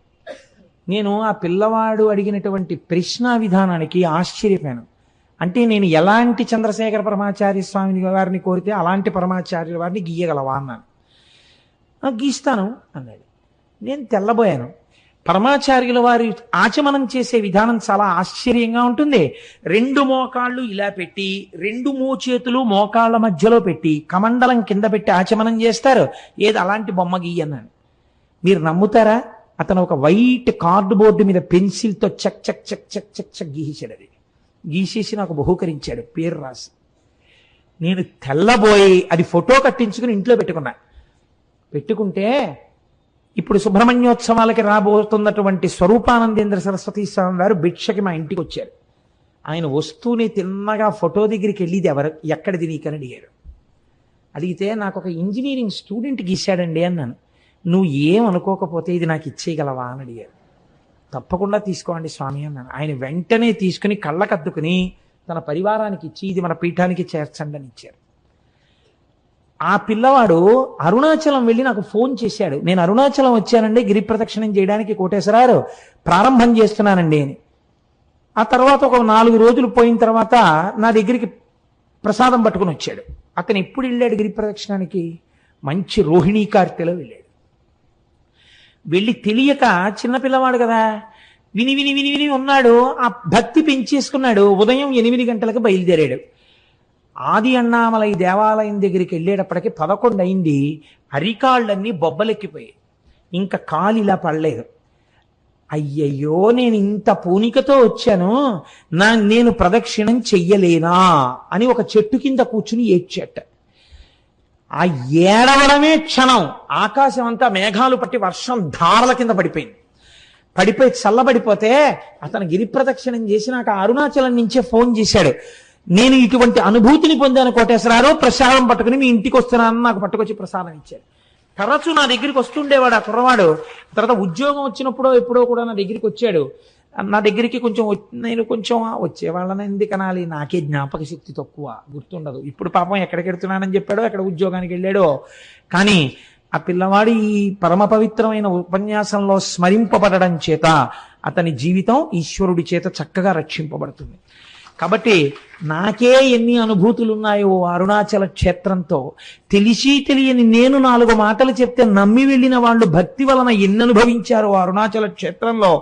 కాబట్టి ఆ అరుణాచలం కొండయందు నమ్మకం పెట్టుకొని ఆ అరుణాచలం వెళ్ళి మీరు ఆ కొండల కింద చూస్తుంటే ఎన్ని తీర్థాలు కనపడతాయో, ఎన్ని చెరువులు కనపడతాయో. చిత్రం ఏమిటో తెలుసా అండి? అరుణాచలానికి ఏకకాలమనందు ప్రదక్షిణం చేస్తారు. ఒకటి మనుష్యులు చేసేటప్పుడు ఎడం పక్క నుంచి తిరుగుతారు, దేవతలు కుడి పక్క నుంచి వస్తారు. అందుకే వాళ్ళకి అడ్డెళ్ళకూడదని చెప్పి అటు వెళ్ళొద్దంటారు కుడి పక్కకి. అరుణాచలగిరి ప్రదక్షిణం చేసేటప్పుడు ఒక మర్యాద ఉంది శాస్త్రంలో. మనంతట మనం తగిలించుకోవడం కాదు, నిజంగా బాగా భక్తులని రుజువేమి అంటే, ఎవరైనా గిరి ప్రదక్షిణం చేసేటటువంటి సమయంలో ఒకవేళ వాళ్ళ యొక్క కాలు కానీ వేలు కానీ తెగి నెత్తురు ధారలై కారితే వేరొకరికి ఆ రక్తధారని ఆపే అధికారము లేదు. సాక్షాత్తు శ్రీ మహాలక్ష్మి వచ్చి తన పట్టు చీర కొంగు చింపి కట్టుకడుతుంది అని ప్రమాణం. ఇది ఎంత నిజమో మీకు చెప్పనండి. నేను ముత్యాల సత్యనారాయణ ఇక్కడే ఉన్నాడు. మాతో హరిప్రసాద్ గారని డిప్యూటీ మేనేజర్ క్వాలిటీ కంట్రోల్ చేశారు మాకు. ఇవాళ పొద్దున్న కూడా వారు నాకు ఫంక్షన్లో కనబడ్డారు. ఆయన మొదటిసారి అరుణాచలం వచ్చారు భార్యతో. గిరి ప్రదక్షిణం చేస్తున్నారు. ఇలా గుళ్ళోకి వెళ్ళి బయటికి వస్తున్నారు ప్రదక్షిణం చేస్తూ. అసలు అంత దెబ్బ తగిలే అవకాశం లేదండి. ఆవిడ కాలు వేలు తెగిపోయి నెత్తురు కారింది, పెద్ద మడుగు కట్టింది, అంత రక్తం కారిపోయింది. అడిగిపోయాడు మా సత్యనారాయణ. ఇప్పటికీ నాతో మొన్న కూడా అన్నారు హరిప్రసాద్ గారు, నేను ఆశ్చర్యపోయేది కోటేశ్వరరావు, నేను ఎంత ప్రయత్నించాగని రక్తధార ఎక్కడి నుంచి వచ్చిందోనయ్యా, ఓ పెద్ద ఆవిడ కొండలోంచి పరుగు పరుగున వచ్చింది, వచ్చి ఉండవయా అని గబక్క లోపలికెళ్ళి 4 ఆకులు తీసుకొచ్చి పిండిందిలాగా, పిండగానే రక్తం కట్టేసింది, ఆవిడ కొంగు చింపి కట్టు కట్టిందయా, ఎంత ఆశ్చర్యం, డాక్టర్ దగ్గరికి తీసుకెళ్తే ఏ కలేరు తగ్గిపోతుందని కుట్లేసాడు, తగ్గిపోయింది, ఎంత చిత్రం అన్నారు. అయ్యా మీరు ఎంత భాగ్యవంతులండి, మీ ఆవిడ ఎంత పుణ్యం చేసుకున్నదో, ఎంత మంచి హృదయమో, కాకపోతే ఆవిడికి లక్ష్మీదేవే కట్టు కట్టిందండి, మీరు నమ్మండి, స్కాంద పురాణం అలా చెప్పిందని చెప్పాను నేను. ఏం సత్యనారాయణ నిజమా కదా, లేచి నిలబడి చెప్పు, లేకపోతే నేను అబద్ధం చెప్పాను అనుకుంటారు, నిజమా కాదా, కూర్చో అంటే ఏమిటి నువ్వు వెళ్ళిన ఈ పాటికే నీకు ఇన్ని అనుభవాలు ఉన్నాయని మీరు అనుకుంటారేమో అని నా భయం. ఇవన్నీ నేనేదో చెప్పేస్తున్నాడు, ఏదో చెప్పమన్నాం కదా అని వీడు చాలా చెప్పేస్తున్నాడు రో, ఇంకా నమ్మచ్చా నమ్మకూడదా అనుకుంటారేమో నా భయం. అందుకని సాక్ష్యాలు ప్రవేశపెట్టాను. కాబట్టి అరుణాచలం అరుణాచలమే, దాని పేరే అరుణాచలము. అచలము అంటే కదలని వాడు, కదలనిది అంటే జ్ఞానము. ఎప్పుడు తనలో తాను రవించేటటువంటి పరమేశ్వరుడు అచలుడై ఉంటాడు. అరుణము, అరుణము అంటే ఎర్రనిది, కారుణ్యమూర్తి, అపారమైన దయ కలిగినది అమ్మ. అమ్మ అయ్య కలిసినదే అరుణాచలము కొండ.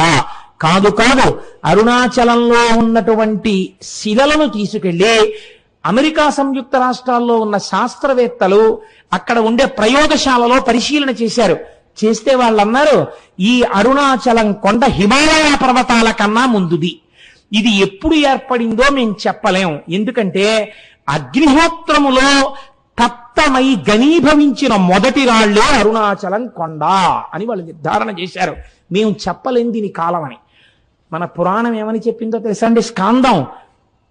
ఈ అరుణాచలం కొండ కృతయుగంలో ఇది మట్టిగా లేదు, ఒక పెద్ద జ్యోతి ఇక్కడ ప్రకాశిస్తూ ఉండేది.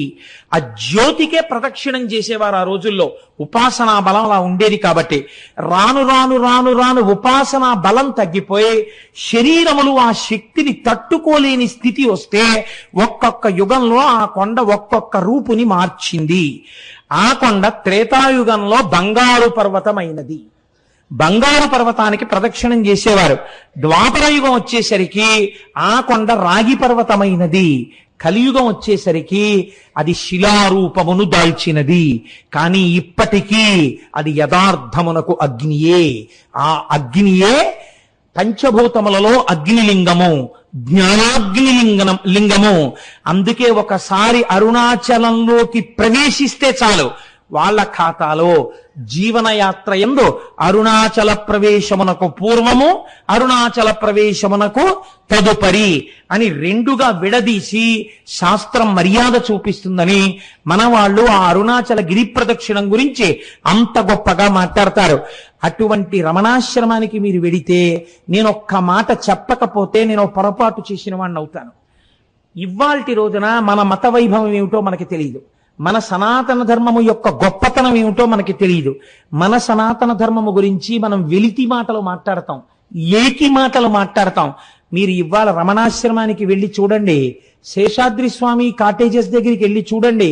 మొన్న వచ్చిన వాళ్ళు చూశారు, ఎంత మంది విదేశీయులో కోట్లు వేసుకుని టైలు కట్టుకుని అరుణాచలం వచ్చిన వాళ్ళు ఆ ప్రాంతాన్ని చూసి పొంగిపోయి ఖద్దరు బట్టలు వేసుకుని, ఖద్దరు పంచెలు కట్టుకుని, ఖద్దరు చొక్కాలు వేసుకుని వాళ్ళు అరుణాచలంలో భోజనాలు అయిపోయిన తర్వాత రమణాశ్రమంలో విస్తళ్ళు కూడా ఎత్తుతూ ఉంటారు. వాళ్ళు ఇంతంత విభూతి రేఖలు ఎట్టుకుని, ఇంతంత బొట్లు పెట్టుకుని, విదేశీ వనితలు చీరలు కట్టుకుని ఉంటారు. కట్టుకుని వాళ్ళు అక్కడ కూర్చుని సంస్కృతంలో ఉన్నటువంటి శ్లోకాలని ఇంగ్లీష్లో రాసుకుని, అందరి దగ్గర తెలుసుకుని, ఉచ్చారణ నేర్చుకుని చక్కగా వాళ్ళు నిజంగా శ్లోకాలు చదువుతుంటే అసలు ఏమి సాధనరా అనిపిస్తుంది.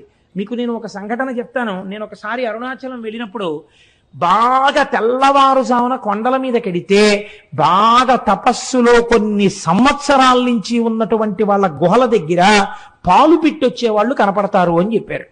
అప్పట్లో నేను మా పినమామ గారితో ఎక్కువ వెడుతుండేవాడిని. ఆయన్ని తీసుకుని కొండ మీదకి వెళ్ళాను. అయితే ఇంకా చీకటి విడవలేదు. అప్పటికే ఒక ఫారినరు ఒక ఫారిన్ లేడీ, దేవర్ యంగ్ కపుల్, వాళ్ళిద్దరు దిగొస్తున్నారు. దిగొస్తుంటే మా పినమామ గారికి గబగబా వెళ్ళి, కొంచెం దూకుడు మనస్తత్వం ఉన్నవారు, సంతోషం ఎక్కువ ఉన్నవారు, ఆ వాళ్ళ దగ్గరికి వెళ్ళి వాళ్ళని సంతోషంగా మీరు ఎక్కడికి వెళ్ళి వస్తున్నారు అని అడిగారు. అడిగితే ఆవిడంది, ఇక్కడ నేను బాగా దూరంగా కనపడేటటువంటి ఆ గుహలో ఒక యోగి తపస్సు చేస్తున్నాడు, కేవలముగా అస్థిపంజరం ఎలా ఉంటుందో అంత శుష్కించిపోయాడు. కన్నంలోంచి మాత్రమే చూడమని పాలాయన చెప్పాడు నాకు. నేను కన్నంలోంచి చూశాను, కానీ నాకు ఆయన శరీరంలోంచి కొన్ని వేల వోల్ట్ల బల్బు వెలుగుతున్నట్లు కాంతితో నాకు దర్శనమైంది. ఇతను అక్కడ పాల కుండ ఒకటి పెట్టి వస్తుంటాడు ఒక పిడతతోటి. మరునాడు వెళ్ళేటప్పటికి తాగి ఖాళీ పిడత ఉంటుంది, తాగకపోతే ఇంకొక పాల పిడత పెట్టి వచ్చేస్తుంటాడు. అటువంటి తపశ్శక్తితో ఉన్న మహాపురుషుణ్ణి చూశాను అంది ఆవిడ. అంటే మా పినమామ గారు ఆవిడికి, వెరీ గ్లాడ్ మా దేశం వచ్చి మీరు ఇటువంటి చూశారు అని ఇలా షేక్ హ్యాండ్ ఇచ్చారు. అంటే ఆవిడ షేక్ హ్యాండ్ ఇవ్వకుండా ఇలా నమస్కారం చేసింది. You are really great that you have born in a country like India. You are saying that you are staying in Kakinada.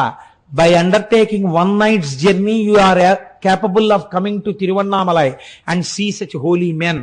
But we are cursed.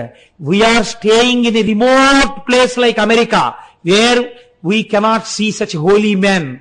I prostrate before you. I don't want to shake my hand with you. You people belonging to Sanatana Dharma, you people belonging to Hindu religion are really great by virtue of your birth itself. We prostrate before you. అన్న దంపతులు ఇద్దరు సాష్టాంగ నమస్కారం చేశారు.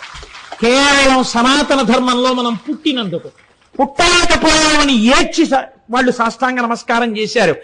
ఇటువంటి అమృత భాండం, ఇటువంటి ఐశ్వర్యవంతమైన ఇంట పుట్టి అడుక్కు తిన్నవాడు ఎంతటి అయోగ్యుడో, ఇటువంటి సనాతన ధర్మంలో పుట్టి దీని మీద విలితి ప్రసంగాలు చేసేవాళ్ళు అంతటి అవివేకులు.